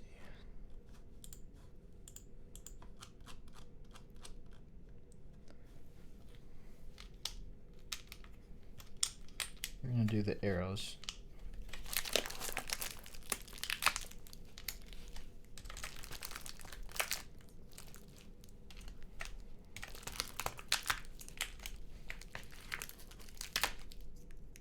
For the blanks, is there any R1, R2, or no difference in alphas? No, they have rows. They're like normal keycaps, where they have different heights.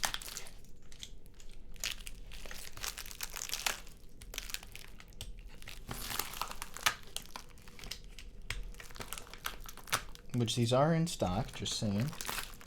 If you like what you see, you can buy these keycaps. They're in stock. DCS bowl blanks. There's not that many kits left at all.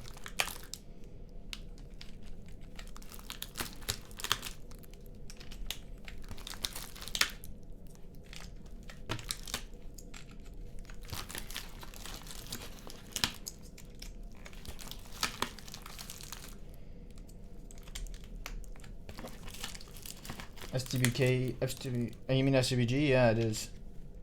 If this sounds good, I may grab a kit. Nice. I think it will sound pretty nice. All right.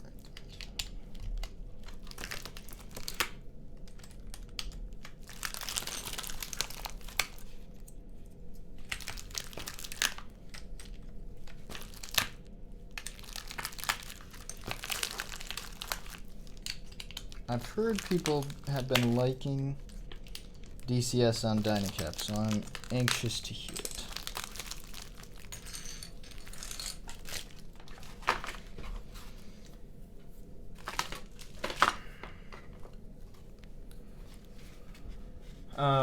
I assume most people like PBT. Oh, I don't know.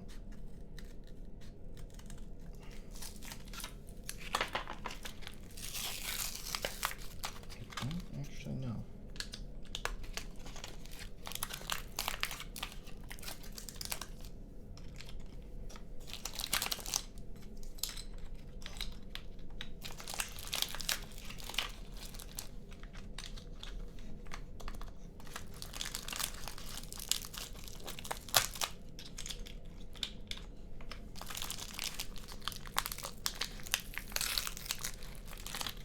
Yeah, MTNU found it. I might have to pick that up, to be honest. Might just have to.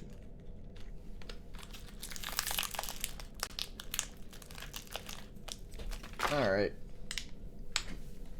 This looks pretty sweet. I feel like these keycaps are kind of made for this. Look at that.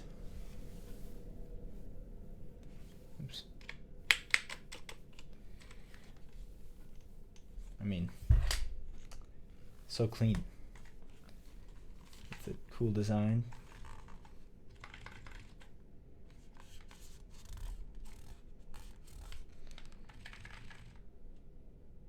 It does, honestly. It's like the alien HHKB.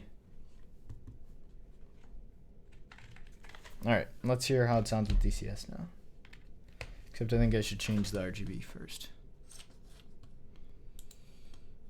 Oops. Oh, whatever. DCS nerve keycaps. That's what I didn't have the page anymore, so it didn't have the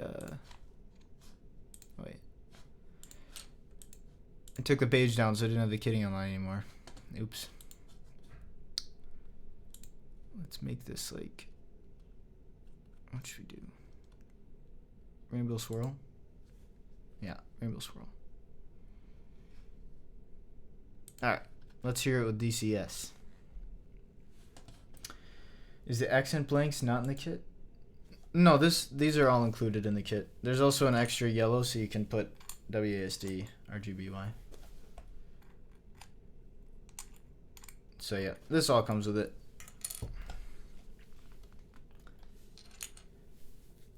Yeah, I think we're gonna do a black braided JST for the group buy.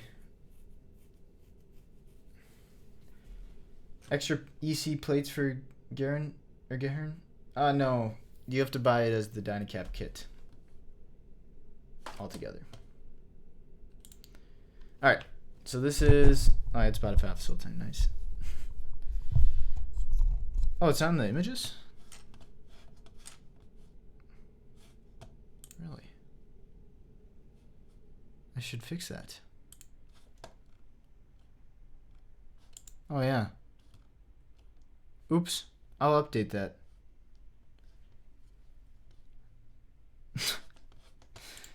This is what it comes with.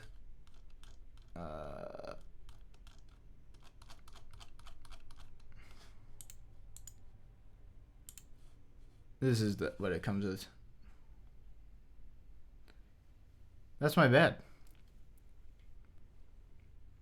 But yeah, it comes with RGBY. And yeah. No update yet, no. But it comes with 2 yellows so that you can do WASD or HHKB rails. But since this is supposed to be HHKB, we're doing HHKB rails. But yeah, let's do the sound test now. So this is same build, 52G DynaCap on stainless steel, but with DCS this time.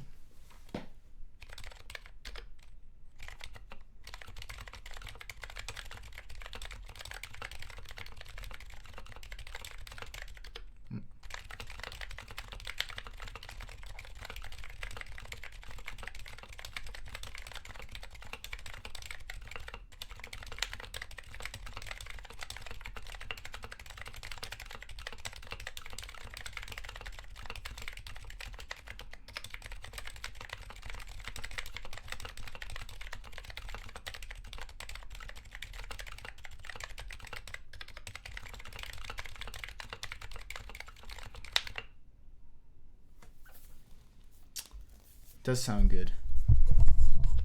Alright, let's do one more.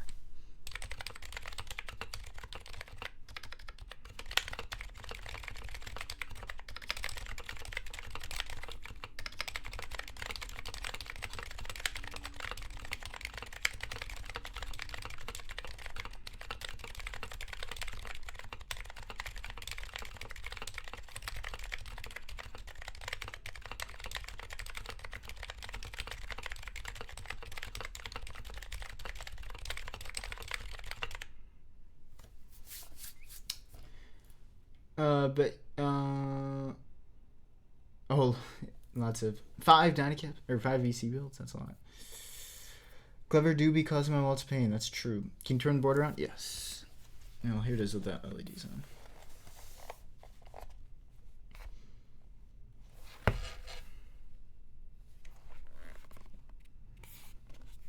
Wait, let's see this with them.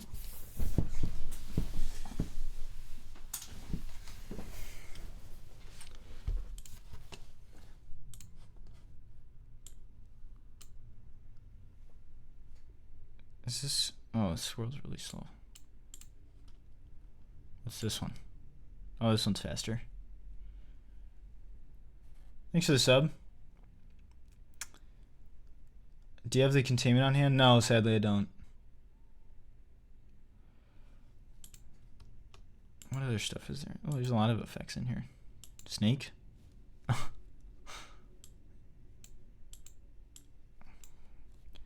was pretty fun.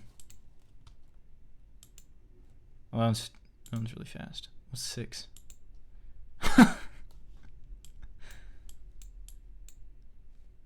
Wow. Trying not to have a seizure. What's this? Night? What's the difference? Oh, I see. Christmas? Oh, I don't like that. Yeah, this is making me dizzy, honestly. There's gradients. Okay. Twinkle. I'm just looking at. Oh, that's pretty fun. It's a little fast though.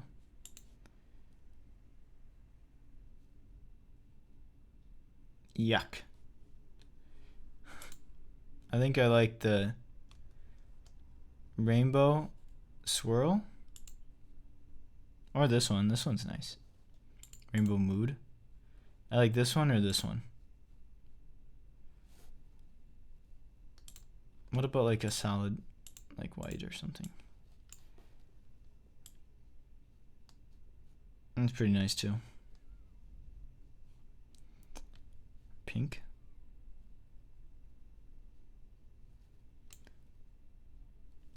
Here, what if I turn like a little light on? There. Now you can still see the keycaps. But yeah. Raka has per key LEDs also, yeah, going up. But this is the EC does not.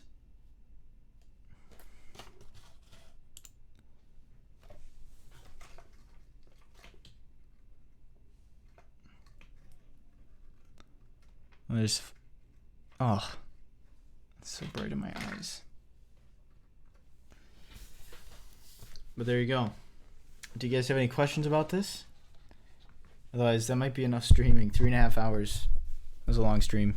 Thank you guys for whoever stuck around. I appreciate it. What PCB options have LEDs? All of them except Venom, I think. So MX and EC have it. No, I don't have containment. OTYTY. Been here for about 3 hours. Yeah, this was a long stream. This is longer than the full collection stream. Hello, ABSTRD. How much is the regular mechanical bare bones with the blue case? $225. Wait, first I have to go weigh this. I promise to weigh it. I'll be right back.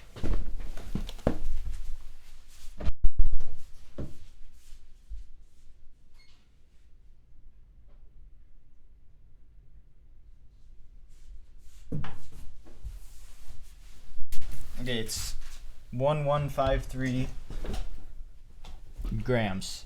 1,153 grams.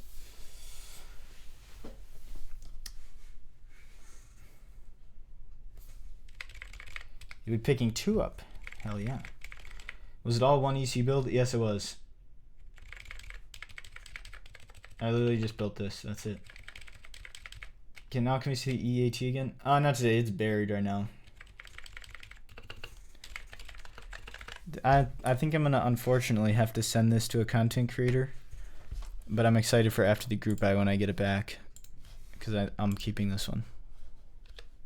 Let's do one more sound test. Last sound test here. Oops.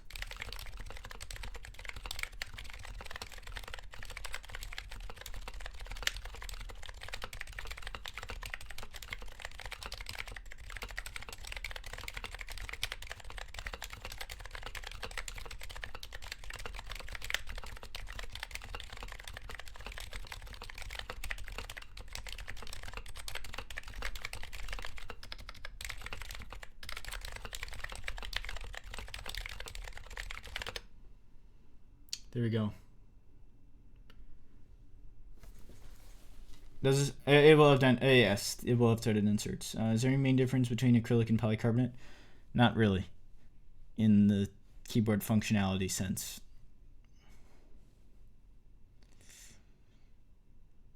But yeah, that's everything for this one. I'm gonna do an MX build either tomorrow or Friday, or on Friday.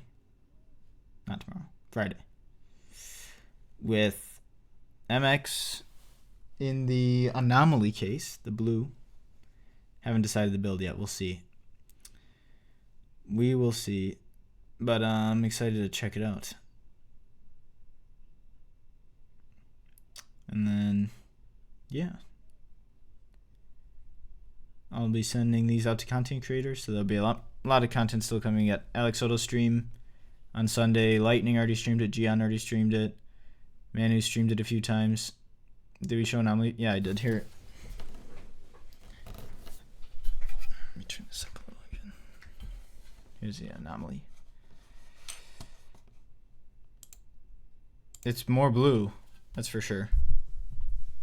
The saturation is crazy on it. The Spacebars in Bold Blanket is 6 and 7. Yes, it comes with both mangoes. I don't know if it's prettier. It's very different. It's very different. It's very blue, whereas Prussian blue is more teal. But yeah. Yeah, it's way more blue than the oblique. I should take a picture of those three, honestly, next to each other.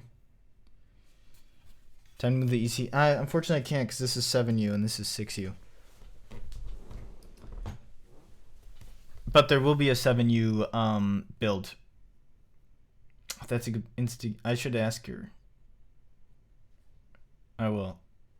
Maybe XXW wants to build EC.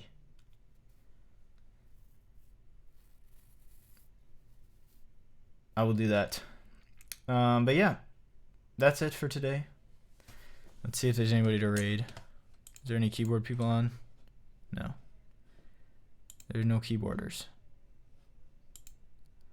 Well, I'll raid the ducks.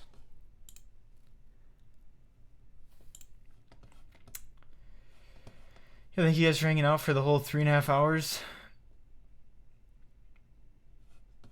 And polycarbonate is less brittle. Acrylic is technically a little more brittle, but yeah, it is harder in terms of it doesn't scratch as easily.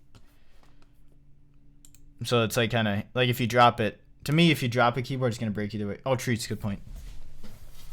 Oh, no, I can't treat.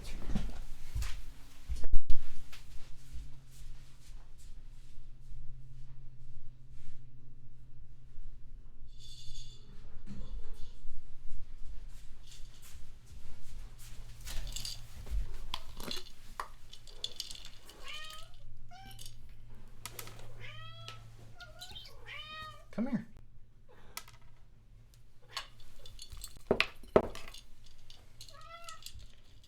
Oh, can you guys hear him? Or one of you guys come here. There. There's Grayson. Keep going.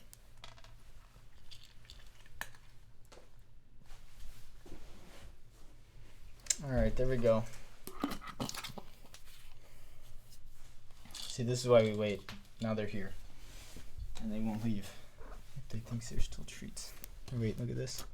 Hey, Grayson, come back. Grayson. Oh, she's mad at me. She wants to look for treats. Hi, Grayson. Alright, let's go raid somebody.